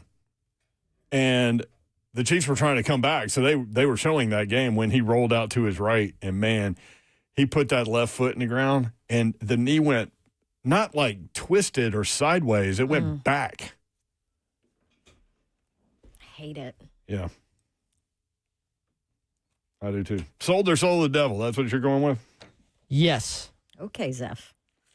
There are reportedly, allegedly, some people across time that have done that. Paganini, he was a fiddle player back in the 1700s. Jimmy Page with Led Zeppelin. And then that guy at the fork in the road in Mississippi. I forgot that guy's name. They said he couldn't play at all and then made the deal with the devil and then suddenly was like the best guitar player in the history of the guitar players. I remember you telling this. There's a movie about it. Oh my gosh, Brett Batchelor just texted us and said, "Yep, I was producing that day you fell, Brent." I did. I fell right out of it. I mean, what are you going to do? Hide it? I'm on camera. It was legit. Plus, I do stupid things, man. Just hang around me. You'll see something. You'll be entertained. Like Definitely Gladiator. Steve in Manchester next up. Steve, what's up, man? Hey, Don, Brent, thanks for taking my phone call. Yeah, man. Think the guitar player, maybe Robert Johnson, one of the greatest blues players of all time. Yep, Robert Johnson. And also I heard Trey Anastasio from Fish did the same thing. Oh, really? Hey, it is what it is. Highway 66 at the crossroads, brother. Taylor Swift, right? Isn't that the Taylor Swift? Good Lord, Babs. I'm telling you. Taylor Swift. Go ahead and say that and open up your social media feed. Yeah, no. I'm just saying that's what some people have said. Unbelievable. Hey, I wanted to touch on a couple of things with the game yesterday. The Diego Pavia, are they sure that he's the one that sent that? The way I understand it, yes. He apologized issued a huge apology. Well, man, that just dropped his status in the draft, in my opinion. I enjoyed watching them play this year because of him. I'm, a Tennessee fan, but when a local guy can do that well and bring a program to the best record it's ever had, you got to follow it a little bit. Yeah, you're well within your right. Absolutely. Hey, last week I want to touch on this real quick. You talked about your 3 favorite football players of all time. Yeah. And people have their opinions and want to get in fights. So mine are Montana, Rice, and O.J. Simpson. And for the younger generation, O.J. Simpson did play football. He wasn't just a chef that sliced and diced. So, but he was one of the greatest football players of all time. Damn, Steve. But yeah, I'm a 49er fan. Don, I got to tell you this first. In my household, my wife is a big Titans fan. And when it's like in Alabama and Auburn, and I know a lot of couples that sleep in different houses that week, well, we have a thing, whoever wins the game, 2 or 3 years ago we were at the game when y'all kicked the field goal, the Titans did to win, beat the 49ers, so I slept in the guest room. Well, guess where my wife had to sleep last night? In the guest room. Oh, bless her heart. Yeah, but she probably patted that thing and had it ready. Yeah, she might have enjoyed it. She made me go in there and do it. Are you kidding? But I lifelong 49er fan. I'm from the Bay Area. And, yeah, man. And it was a great game. Cam Ward, he looked good. Had we had Bosa and Fred Warner, I think he'd have been on the ground 3 or 4 more times. No, the defense, our defense played well. Well enough to win. The offense is fabulous. I was impressed with the Titans. For a minute there, my wife kept looking at me going, "You're going to be sleeping in the guest room tonight." And when the Titans started coming back, but it was a great football game. Purdy has come back and looks fabulous. Let me ask you guys this: what was the stink with Big Jeff and was it Purdy? No, he hit Purdy. The offensive lineman. 49ers, a couple of the 49ers offensive linemen felt like that Big Jeff hit Purdy late or unnecessarily. Right. So, that stuff happens all the time. Well, I love Big Jeff. I know what he does for the community in Nashville, and he's a hell of a football player. Yeah. Anyway, taking up enough of y'all's time, I just wanted to get Dawn if she knew some Alabama Auburn fans that are married and they go through that same type of thing. Oh, yeah, but that's like poison your spouse kind of rivalry around there. People shoot each other over that. Well, I had a nice night's sleep on the California King by myself last night. So. Congratulations, Steve. Listen, God bless you both. Merry Christmas, Happy Holidays, and we'll talk again. Thank you, brother. 615-737-1045. Yeah, Alabama, Auburn. There's some. It's not even a rivalry game, but just with Mr. Babs, like Indiana, Auburn. So we have whoever's football team is better. That's what our Christmas lights are in our yard, color-wise. So my orange and blue Auburn Christmas lights have a hell of a lot of dust on them right now. Normally it was always orange and blue. Are your headphones jacked? Why, do you see me messing them? Yeah. Yeah. I don't know what's going on. It's weird. I can hear them, but it actually sounds really cool. I don't know why. Doesn't it? It sounds like you're crinkling up some plastic. Oh, well, they are plastic. From Tim White, current Titans Pro Bowl candidates, second in fan voting. Defensive tackle Jeffrey Simmons. Rightfully so. And y'all see he came home to his house being robbed? Yes. Yeah. And did you see he said straight to my master bedroom, didn't touch anything else? They went in one room. As in it was somebody knew where they were going and what they were looking for. They knew exactly what they were looking for. Yeah. They left what did they leave? The hammer? The sledgehammer that they used to smash the glass. They just left it right there in the floor. Did he not have a security system? I don't know. I would think. A lot of people do. I think they asked Mike McCoy about it today. He said that the Titan security staff is working with Metro Nashville Police to get his stuff back. What'd they steal? That part I don't know. Did not come out. So, also second in fan voting, wide receiver Chim DK as a return specialist, obviously. Rightfully so. Offensive guard Kevin Zeitler, second in Pro Bowl voting. That has to only be because nobody knows any guards in the NFL, and you see Kevin Zeitler, he's been in the NFL for a while, you recognize the name. Does he have a big family? Yeah. Maybe that's it. Listen, if you can get Phillip Rivers and his crew to vote for you. Dude, It is. they'd be set. It's Every kid can vote and he'd win.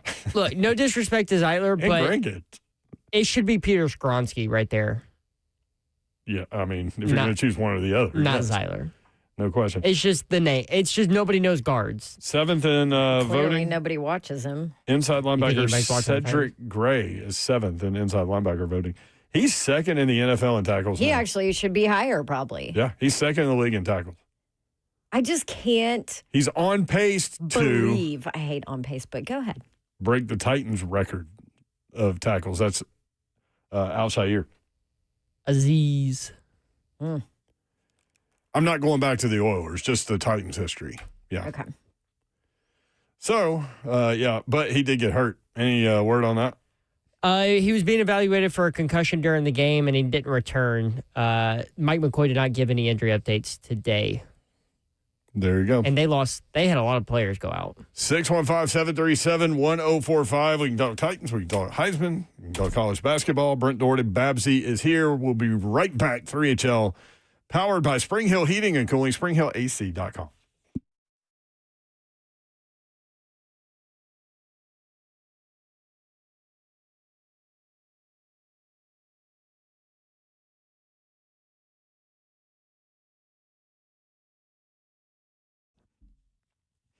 All right. Time is running out. Family's about to come in the house. Maybe you have pets and you need your air ducts cleaned. Maybe you have carpet that's a disaster and you want it cleaned before the relatives come and judge you for what your house looks like. Zero Res is who you need to call. Zero Res, the right way to clean. They do air duct cleaning. They do carpet cleaning. Give them a call today. Let them help you out and ask them about their current 2 and 3 room carpet specials. Insanely clean carpets.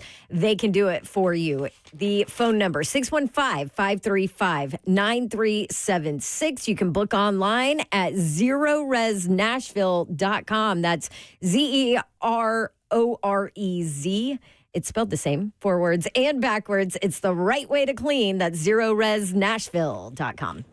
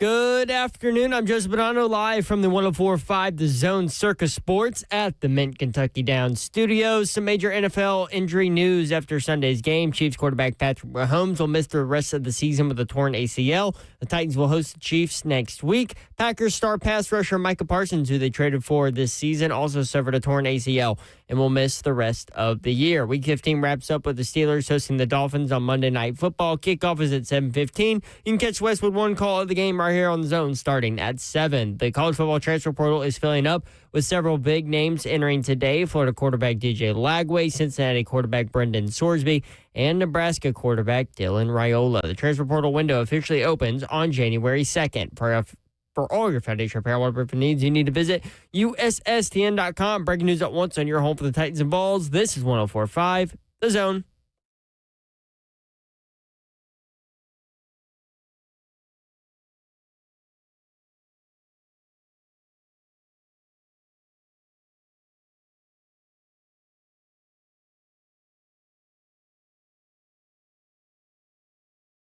HL 104.5 The Zone. Prince Orty with you on a beautiful evening in the Music City. Hope you're having a great Monday. Hope you had a great weekend.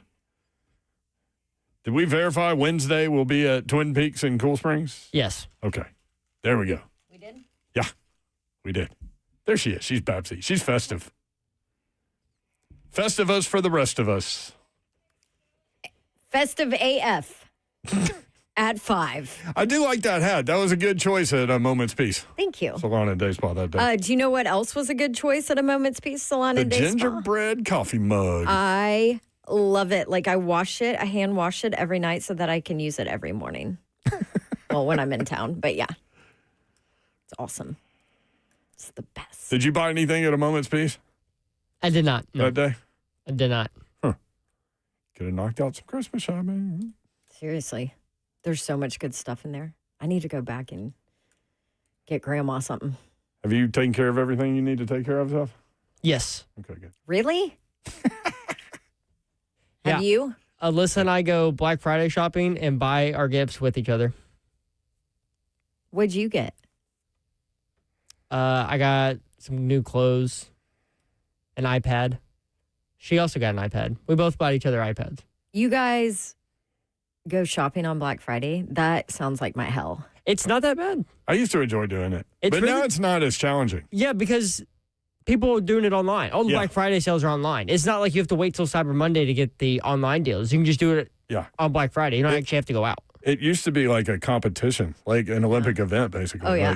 And we went late the day. Like, we didn't start going out till 1, and we were fine. I did all of my shopping online this year. All of it. Every bit. While I was on airplanes.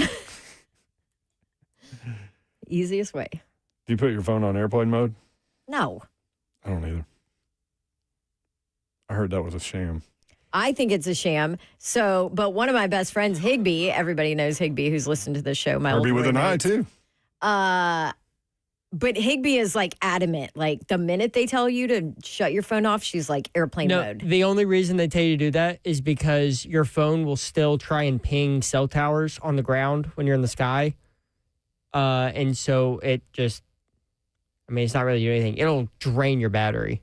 That's the only thing. I'm sure the pilots really care if your battery's drained or not. No, it doesn't affect the plane at all. It affects the people on the ground. When I used to do sidelines for the Titans for preseason games, and we would always fly with the team, and then also during the season, like back then, we would actually fly with the team, which is crazy. But like they never make you do it on charters.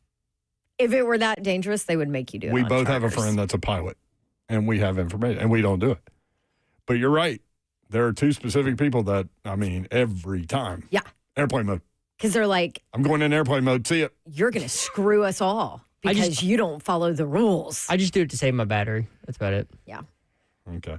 Indiana quarterback Fernando Mendoza wins the Heisman. He's the first Hoosier to ever do that. Vanderbilt quarterback Diego Pavia finishes second, then goes nuts on social media, pissing a lot of people off. He later apologized. Is that how you describe it? Go nuts? Yeah, I don't know what else to say. He went nuts.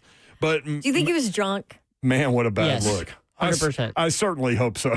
110%. Like some kind of excuse Well, for that behavior. Like, not that it's an excuse. All that happened, Saturday night when all that went out. So Theo Vaughn, who is a big always with him proponent of Diego Pavia. Diego Pavia. That's a good way to say it. They're really tight friends. Yes, they are. Supporter, should we say supporter of Pavia? Yeah. Anyways, he tweeted today the exact same thing. F the voters. Today.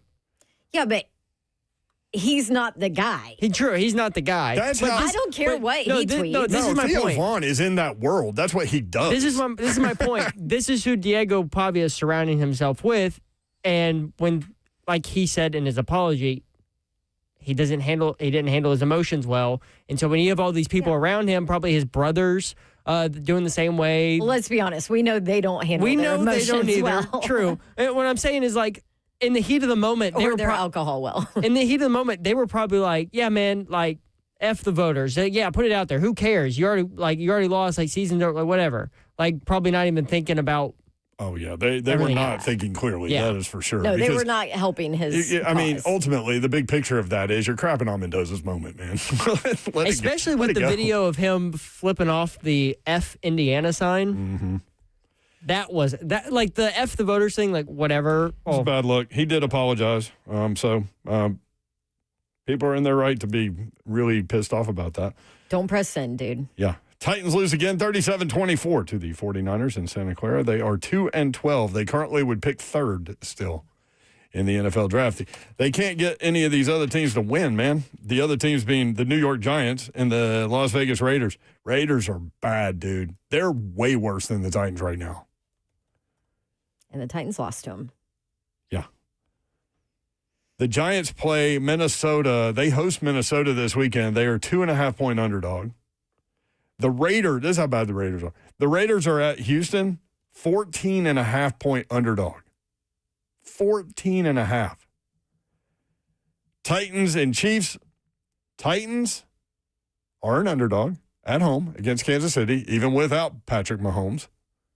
Guess who the quarterback is? Who? Gardner Minshew. Your boy's coming to town. I love him. Oh. The Titans are a 3.5-point underdog to Kansas City this weekend at home.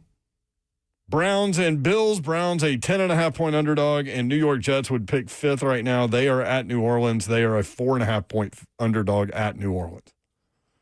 So that's kind of where we are. New Orleans just keeps on winning right now. I know. Tyler Shuck. 615-737-1045. Larissa, next up on 3HL. Larissa, what's up? Hi, everybody. Don, I'm so glad you're back.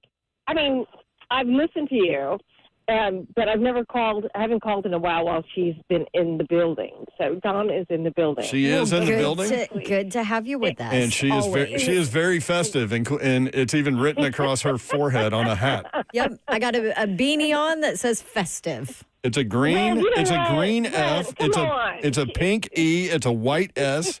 It's a yellow T. I'm the worst person to be trying to do this. Yeah, you are. The green I, the pink V, and then you turned your head. Oh, and then the blue E. Oh, that's nice. All the colors. Wait, no, Dawn, is he really critiquing it that much? She can do whatever she wants to. I helped her pick it out, Larissa. He did help me pick it out. I had two choices. Really? He picked this one. Yep. Oh, my God. Yeah. Okay, wait. Okay, now I'm off sides here. Well, I'm so glad I called in the other day, and you weren't there. But I'm just speaking of Pavia, young man, and, do better, be better. You are better. His behavior was an excuse to don't be a sore loser. That's life, young man. You're in your 20s, or even if you're in your 40s or 50s, things are not always going to go the way that you want them to. Nope. But be better. Especially when you don't have control over it. I mean, things happen to you. It's how you react to things that happen to you. Anybody knows that, it's Diego Pavia. But lots of things From happen. his background, That's right. That's exactly right. And lots of things happen to you that you don't want to happen. And it was unfortunate. Are you really acting a fool like this? Okay, go have fun, do your thing, but it's like, come on. But also, is anyone really surprised?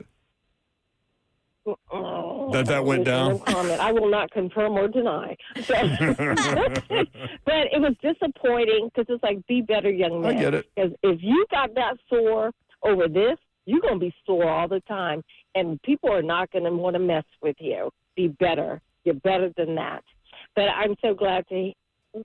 Dawn's the queen, and she rules the world. And I'll talk to you guys later. She rules our world, that's for sure. Thank you, Larissa. Thank you. By the way, in the chat, Larissa's the happiest person I've ever heard. Every time she calls in, she's always excited and happy. Always. Positive. She is. I like it. It's very inspiring. We need that. Yeah. Everybody needs that from time to time. When we're Everybody in the middle needs of a Titan season, we need that. 615-737-1045. Let's go to Chuck in Clarksville. What's going on, Chuck? How are you, man? Hey, Chuck. Hey, Mayor, I sent you something over the weekend, but I want to ask Babs a question on air. Babs, do you think Michigan should hire Greg Schiano so they can say they have a Schiano show in Michigan now? Wouldn't that just fit? Funny how that guy didn't pop up in this cycle. There were lots of jobs open. Never heard his name once. He sent me that message on Facebook. He was like, tell Babs Schiano needs to get that Michigan job.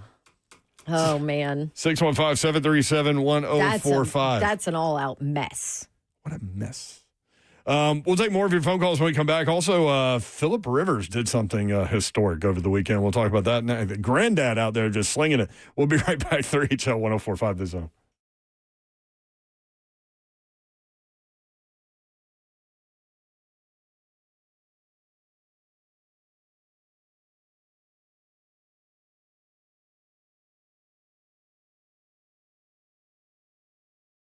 Gupton Dodge Chrysler Jeep Ram. That's where you need to go to get that next new vehicle. Whether you're looking for a car, truck, SUV, or Jeep, maybe you need a Sprinter, something a little bit bigger. They've got that too. New and pre-owned. The selection is incredible. You can check them out online. GuptonMotors.com is the website. You'll find all of the dealership information there, address, phone number, all of that. Deals they have going on in the month of December. You still have time to get that next new vehicle before the end of the year.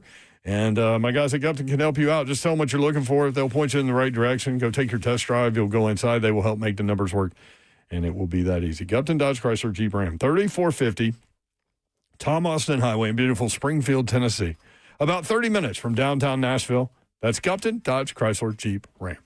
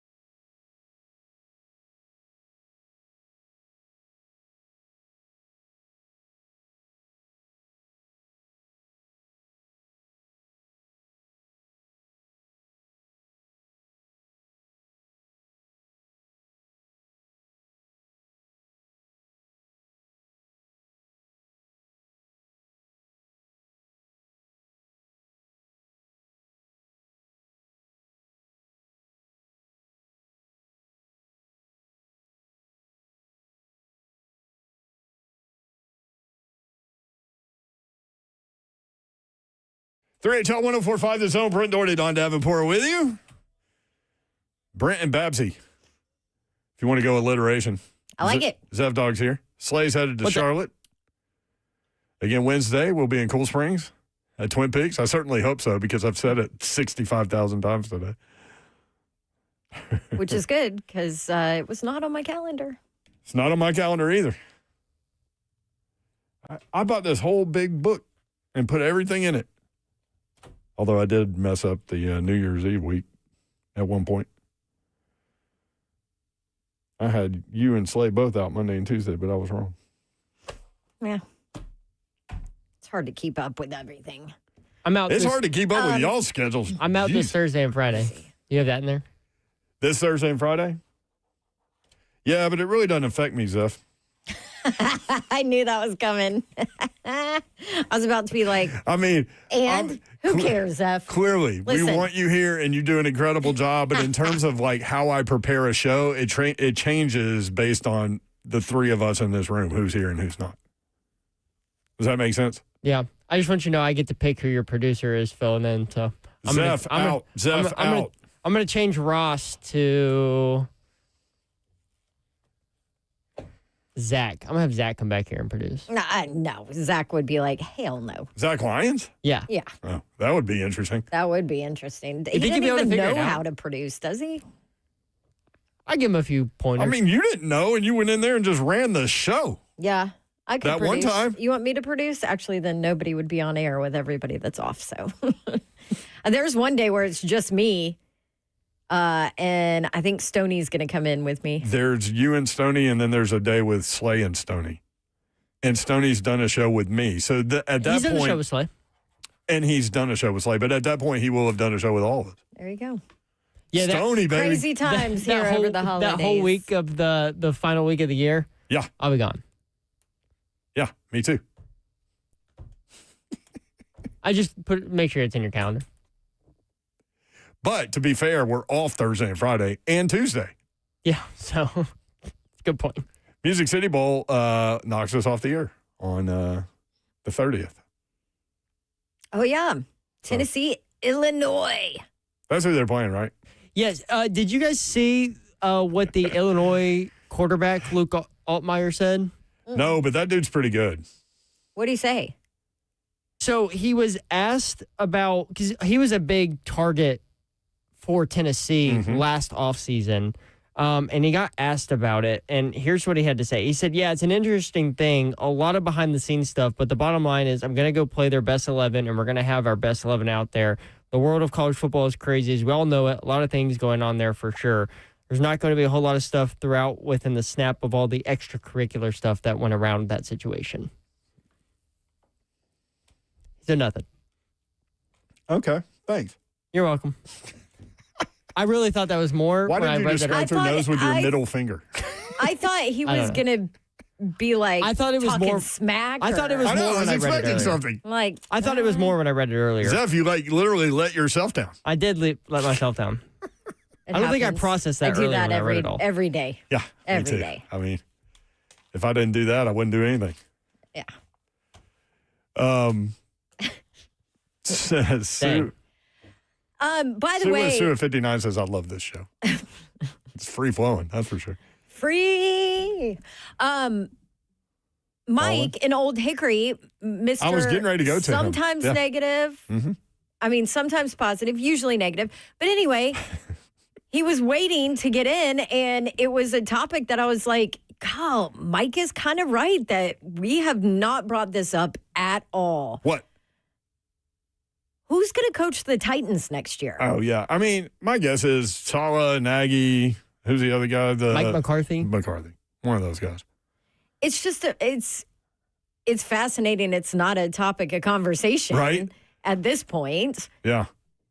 I don't know. I mean, I guess you kind of have to wait and see where everybody is. We've and done this a whatever long else, time. But More times than not, don't they do opposite hires? they better do So an opposite hire on You would this think maybe defensive-minded guy who's I'm been a not head saying coach that- before. that is where That it has part, to yeah. be opposite. Yeah, I agree. There's a lot of stuff With going on what's over there. going on with the Titans right Yeah. now, You need somebody can't that's been have there and a done brand new head coach, right? All three of those All three of those guys have done it before. Yeah. Mike Nagy's the offense coordinator in Kansas City, and he's got the relationship with Borgonzi. But he's an offense coordinator who doesn't call plays. We've been down that road. Yeah, but we don't need a head coach to call plays. What if they did that, Babs? They hired a guy, an offense coordinator that doesn't call plays, and then he's the head coach of the Titans and calls plays. No. Did he call plays when he was with Chicago? I don't remember. I think he did. That will not. No head coach that calls plays. Hire. You're putting your foot down? I'm putting my foot down. That is what your offensive coordinator is there for. Unless you are brilliant, a brilliant offensive mind. I don't need a head coach that's calling the offense. He did call plays in Chicago. There you go. Well, that went well. And then the thing you have with Mike McCarthy is he's the one that comes with the longer history of success as a head coach. Right. Obviously won the Super Bowl. Yeah, won a Super Bowl. He's also seen a whole lot of crap. Like nothing would surprise him. That's a good point. 615-737-1045. Somebody in the chat said, why... where did it go? Why has no one talked about, sorry, who is this? John Houston. Why has no one talked about Jim Schwartz being a potential candidate in the mainstream media? He would be an excellent culture changer for us. Word around the campfire, I have heard that name. For the Titans? I've also heard that Miss Amy won't go down that road. He was here. There's some history, obviously. You know the mentality you're getting there. Slade just sent the parsley. So we got that coming up. 615-737-1045. Colts quarterback Phillip Rivers. Y'all, he's got 10 kids. He's also a granddad. He just turned 44. Granddad at 44, man. He hasn't played since COVID. He hasn't played since 2020. He's been a high school football coach for 5 years. He goes in for a tryout. They sign him. He plays Sunday. They were in the game, y'all. They got beat by a last-second field goal against Seattle. Seattle's a really good football team. Well, he led them down to a go-ahead field goal with 40 seconds left. The defense just couldn't hold. 18-27, 120 yards, 1 touchdown, 1 interception. Not spectacular, but, I mean, the guy hadn't played in 5 years. He's 44-year-old granddad. Mm-hmm. Come here, Sonny. Watch me spin it. He had an 8-yard. Wow. That was something. That was awesome. I also was not trying to talk. I couldn't even tell you how Phillip Rivers' voice sounds. I don't not remember. like that. Definitely not like that. But that's just the the granddad voice in your head. That's what a granddad sounds like to me. He had an 8-yard touchdown pass to Josh Downs. He is the second oldest player to ever throw a touchdown pass in an NFL game. Let's go. If you're wondering where Aaron Rodgers is with that, he's 42. 2 years younger. Yeah, I think it was Tom Brady, right? He was 45, I think, when he finished. Like his last year, he was 45. That would make sense. He played for a long time. You can watch the show live, YouTube, Facebook Live, Twitter, and Twitch. Twitch, please. Did you see Phillip Rivers' team, high school team, celebrating the reaction when he threw the touchdown? That was so pure. So great. Another NFL note for you. Rookie Falcons edge rusher James Pierce Jr. Zeph Dog likes this little nugget. Has at least 1 sack in 6 consecutive games. He is the 4th rookie since they started keeping the sack stat in 1982 to do this.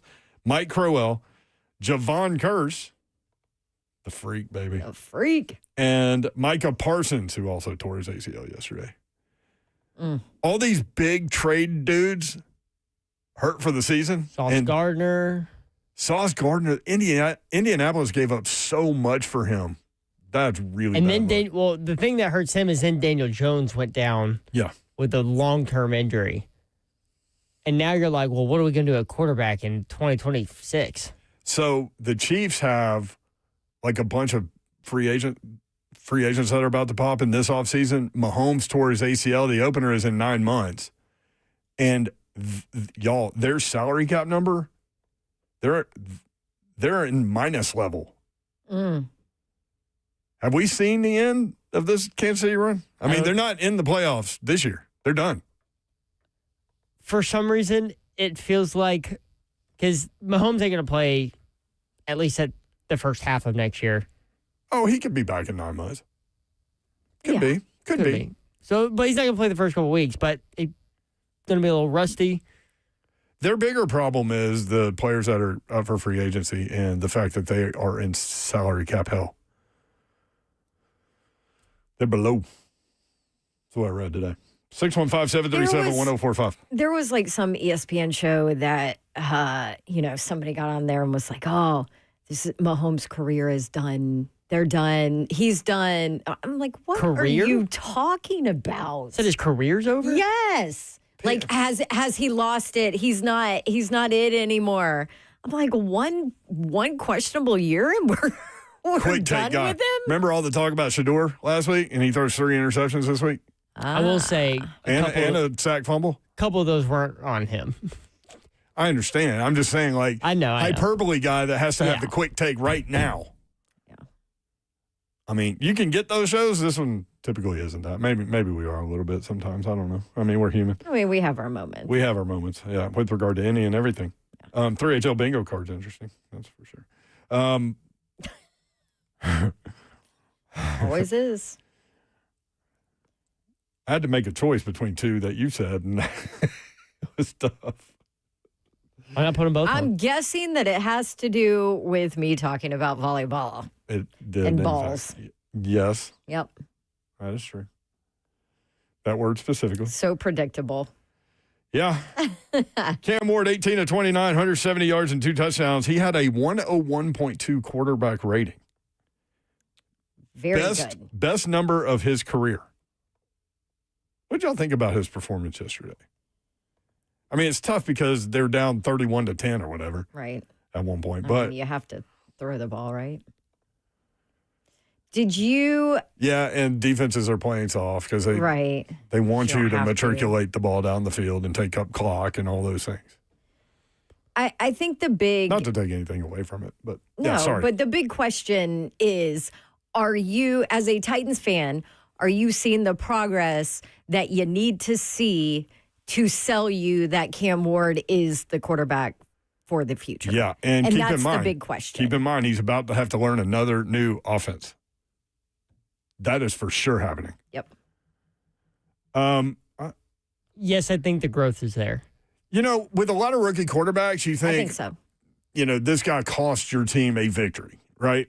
I don't think he's out there like, and he's the reason they lose. Like with a lot of rookie quarterbacks that go through these growing pains. Well, that was part of the argument with Will Levis. Yeah. Last year was certain times where he would do things that would cost them games. Yeah. What were your stats over the last 6 games? Last 5 games, he's got just over 62% completion, 7 touchdowns, 1 interception. And he did have a couple dropped interceptions yesterday. He's had some dropped touchdowns too, though. That Tim DK drop, whew. Oh, yesterday? Yeah. And that was after he escaped the pocket and was able to create some made 2 players miss him.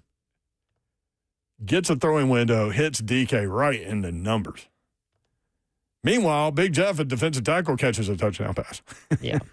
Well, he also missed he missed a walk-in touchdown to Van Jefferson. And then they missed a field goal there. Yep. So that's 7 points they didn't have. You could have had a 1 theoretically. And not only that, on the other end, remember, they had forced the 49ers to miss a field goal. Big Jeff gets called for that leverage penalty, which I think is the dumbest penalty in the National Football League. Because what do you mean you can't? Even if you touch the center, you're going to get called for it. But it seems like only he's he done gets it called twice. For it. It's been called twice. The other thing is Jihad Ward has been playing really, really well. But the one thing, remember I was kind of griping about this earlier. He lines up offsides a lot. Like, that's the 3rd time I remember that he's done that. How about Gunnar Helm doing it on offense 2 times in a row? I don't even understand that. And then he goes and catches the touchdown the next play. You redeemed yourself. Which that throw by Cam was great. It was a great route concept, too. I can't wait to talk with Greg Cosell about that on Thursday. about that specific play. Because he led. The outside receiver ran a post. Helm usually in that scenario would kind of sit down at the sideline, but he turned it up, and it confused them. And Cam led him to the sideline, which avoided the hit and let him turn to the pylon to go make a play and score. Yep. And even the touchdown to Big Jeff, like initially everybody on the field knows Big Jeff's going to, like, he's The 49ers covered him up completely. They had two players run with him, but Cam was able to extend the play so long that Big Jeff had a second route. I love a defensive tackle knows how to do this. And he has a second route wide open. Catches Great scramble drill from the he had a game yesterday. 6 tackles, 2 tackles for loss, a sack, a forced fumble, and a touchdown reception. Inside linebacker Cedric Gray, 16 tackles. He is second in the NFL in tackles with 144. He needs 19 the rest of the season he needs 20 to pass Azeez Al-Shaair with the Titans record for tackles in the season is 163. He is 5 tackles behind Raiders linebacker Devin White, number 2 in the NFL. Titans host the Chiefs Sunday at noon. Kansas City is favored by 3.5. Patrick Mahomes is out for the year with a torn ACL. 3HL powered by Spring Hill Heating and Cooling, springhillac.com, broadcasting live from the Circus Sports Studio, Circus Sports at the Mint in Kentucky Downs. We'll be right back at 3HL bingo card. Parsley, I've got it, y'all. First time ever, I get to deliver the parsley. No pressure. Next.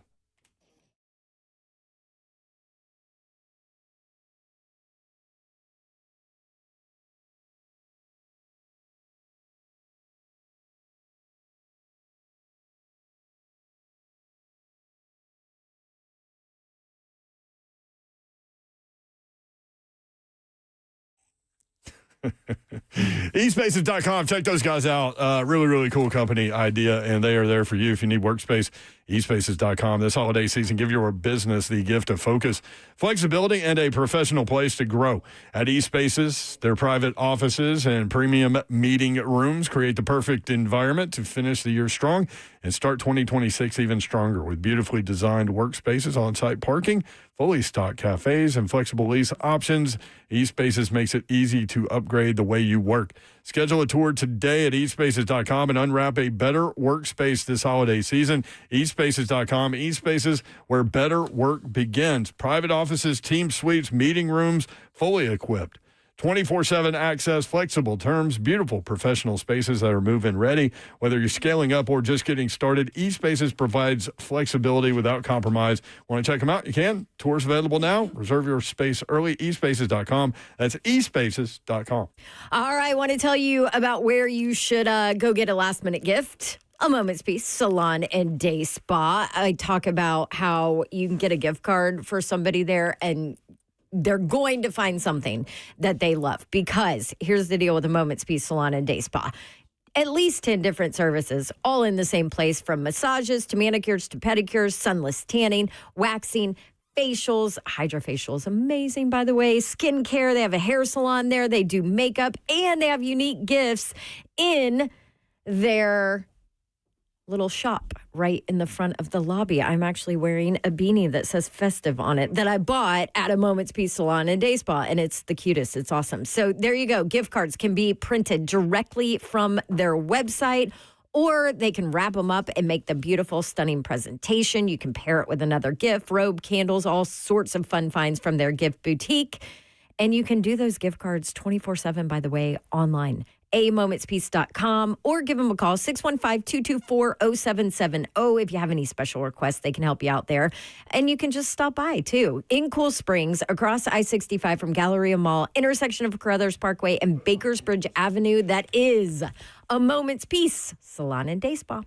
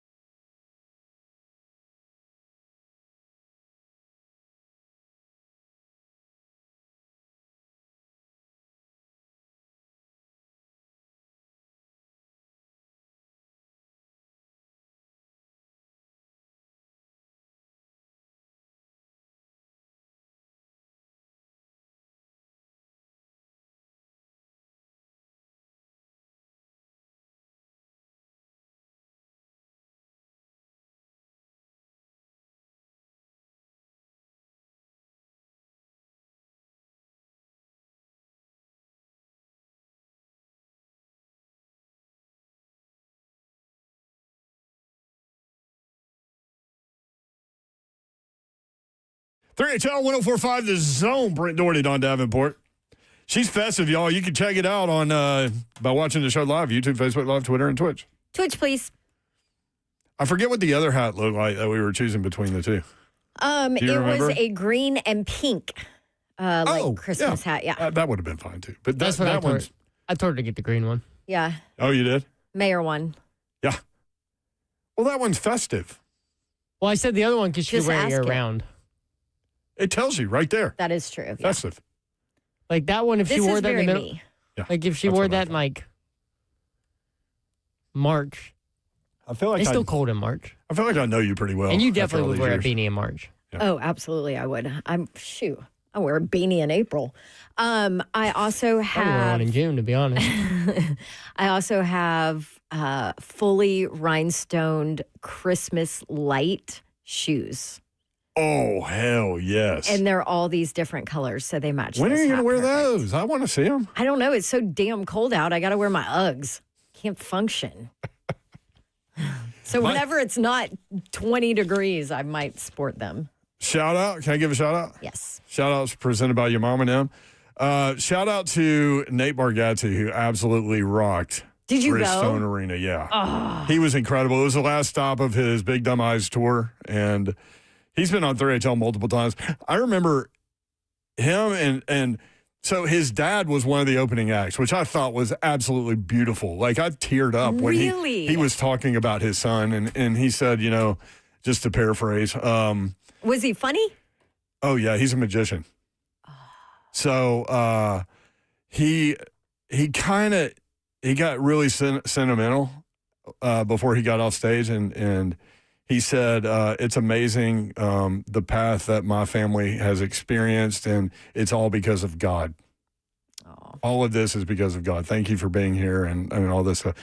One of the opening acts was Keith Alberstadt, who has also been on 3HL a lot. In fact, Keith and Nate used to come on 3HL when they were hosting things at Zany's, and they would come on together. This is pre-you. This is a long time. Yeah, this is like because 2010, I've been 11. here when Nate's come on a bunch, but Not Keith. Keith is awesome. So, funny story about me and Keith Alberstadt. He's a big Vandy guy, too. We played Little League baseball together. We were 12 years old on the same baseball team. And this dude is like telling jokes to 20,000 people at Bridgestone Arena. And I'm just sitting there, with a vodka. enjoying it. Ran into your boy John Dwyer there. Oh, Dwyer's the I hadn't best. seen him in a long time. It was good to see him. But that was a shout out to Nate Bargatze, who is crushing it. And also my boy Keith. Let's go to Trish in Ohio. Then we'll do the 3HL bingo card. It's light today, but I think it's funny. And also the Parsley coming up. Stay tuned. Trish, what's up?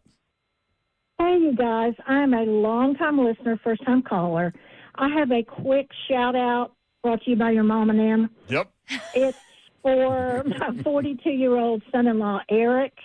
He works a full-time job, has a wife, my daughter, a 5-year-old son, Jax, the cute blonde that I brought to several remotes. Yes. With you guys. Yes. Well, Saturday, Eric, who is former military, graduated with honors with his bachelor's degree at MTSU. Oh, that's awesome. Oh, congrats. That is awesome. Congrats, Trish. I'm so proud of him. And, Mary, you talked about the rain on Thursday. I'm leaving to come down there for Christmas, and it's going to rain all the way. I'm going to be hauling my black cat, Sophia, and in the enclosure in the back seat of my car. So it's going to be quite interesting. When are you coming in town? I'm coming in town Thursday. I'm going to be in town for a couple of weeks. Are you guys going to have any remotes after Christmas? No, it's unfortunate. Our last one of the year, I think, Is and Wednesday. often we're the last ones to know, but we think it's Wednesday, the day before you get there. Well, I have to work at my family's pawn shop that day, so there you go. sorry, That's but important. Dawn, I'll be getting with you. on Okay, some other yes. stuff. There you go. Let's get these youngins together. Thursday, Trish, in Nashville, 61 degrees and 99% chance of rain. At least it's going to rain all the way from Ohio. But I'm old. I'll drive slow. I mean, just, have a great conversation with Sophia and you'll be all right. Well, I'm going to give her a little dose of gabapentin to kind of calm her down. You know? Hey, that Gabo works great. Yeah, cats and I cars, know. man. That's Okay, all. thanks a lot, guys. I really appreciate the Thanks, shout out. Trish. Thank you, Trish. Appreciate That's you. awesome. Let's get Randy in Bellevue. Randy, what's up, man? Hey, guys. I missed the first couple hours, and I'm sure Dawn talked about volleyball, but can we talk about the Nebraska-Texas A&M? Crazy. I mean, that's nuts. It was unbelievable, wasn't it? It was unbelievable, Randy. And for people that haven't watched volleyball this season or don't pay attention, I mean, Nebraska was, I bet we can ask Todd Furman, and the percentage of favorite that they were to win the national championship had to be like landslide over everybody Right. else. Certainly to make the Final Four. Certainly to make the Final Four. And Texas A&M just blocked the mess out of them and advanced. It was a fascinating day in college volleyball. Yeah, I really enjoyed it. I've never watched that much volleyball as I did yesterday. I love it, Randy. Good Great. job. All right, thanks, y'all. Thanks. Bye. Yeah, it's Didn't really they fill exciting. up a football stadium? Oh, they sold out there. Oh yes, they did. They filled up a football stadium when they played the outdoor games. Yeah, I think I remember that. Yes, I mean Nebraska volleyball is life. Like girls grow up there knowing that. Hey, I want to play volleyball at Nebraska. I mean that fan base is rabid. 3HL bingo card presented by whoever wants it. Let us know 615-737-1045 if you want to invest with this fine radio broadcast Monday through Friday from 3 until 6 o'clock. But the 3HL bingo card, things that we didn't anticipate hearing on the show, definitely not scripted. These balls are so fast. Speaking of volleyball, It's one of the things that sounds Dawn really bad. Davenport said. Do you think he was drunk? Again, that was Babsy. Guess who I was talking about? Diego Pavi. Yeah. Trish just made the bingo card. Shout out, presented by your mom and them. She knows what we do. Congrats to her son-in-law, right? They graduated MTSU. Awesome. And you also were talking about Diego Pavi. This is all Dawn all the time, except for Trish. He just rubs some people the wrong way. And I said, that's the anti-Johnny Gill, which is what this song is. Rub you the right way. Rub you the right way. Missed that. That's what You I didn't hear missed that? earlier. Yes. Slay looked at me. He wouldn't even look at me. He just kind of grinned and shook his head. Come on, Because I Doral. didn't know what you were talking about. We need the lyrics. Oh, yeah, let it go. It's Johnny Gill, man. I don't even know this song. You don't? No. You just I like ended it, with though. New It's a Edition. good That was the beat. end of it.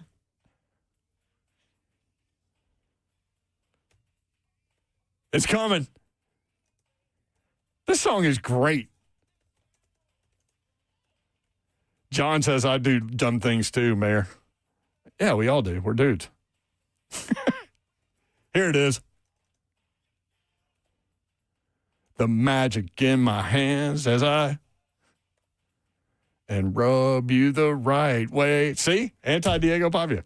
Hey, There. what did you say? You were never going to be the one singing on this radio station like everybody else, and look at you I mean, now. how many promos do we have with all of us singing, And man? look at you now. There's a reason we do talk radio. I tell people that all the time. I have never. What percentage of our the people listening to us, 3HL family right now, have never done karaoke before in their lives? What percentage of the people listening right now? Like 6%? Or is it higher than that? I've never done it. I've never done karaoke. You might be the. I might be the only one. Are you saying done it or been there to watch it too? I know. I watched you. Well, I'm not sure that counted as karaoke for what I put on display. You were dancing with a glass of wine in your hand. Yeah. That was about the, let's see, 12th glass of wine I had. That's my excuse. Oh, the chat said they couldn't hear it. Well, you can, after the show. Oh, that's right. You can't. After Sorry. Mac Talk, you can. No, that's tomorrow. After Monday Night Titans. After Monday Night Titans, just Google or go into YouTube, Johnny Gill, Rub You the Right Way. It's a great song, man. But Also- you know me, I love that throwback 90s stuff, R&B, rock, all of it. Yeah, you love all Alt-rock, that stuff. rap. Skinny BVFL. Can we talk about the Titans? Well, we did for about 2 hours today. We did. So you can go check that out on 104.5 The Zone. Parsley, damn it. Hit When it. do we have to be out of You here? got 30 seconds. You have 30 seconds. Don't All screw right, it up. Go. here it is. Kenneth Gainwell, over 23.5 receiving yards. Jalen Waddle, 50-plus yards receiving. You'll have to watch YouTube. Darnell Washington, over 22.5 receiving yards. Dallas Stars money line and total goals over 5.5. Preds at Blues. There's the parlay for you tonight. Go win you some money. I think it's plus 14.19. Monday Night Titans is next. Good night. God bless. See ya. One more be in. Let's shout out to Trish. Congrats.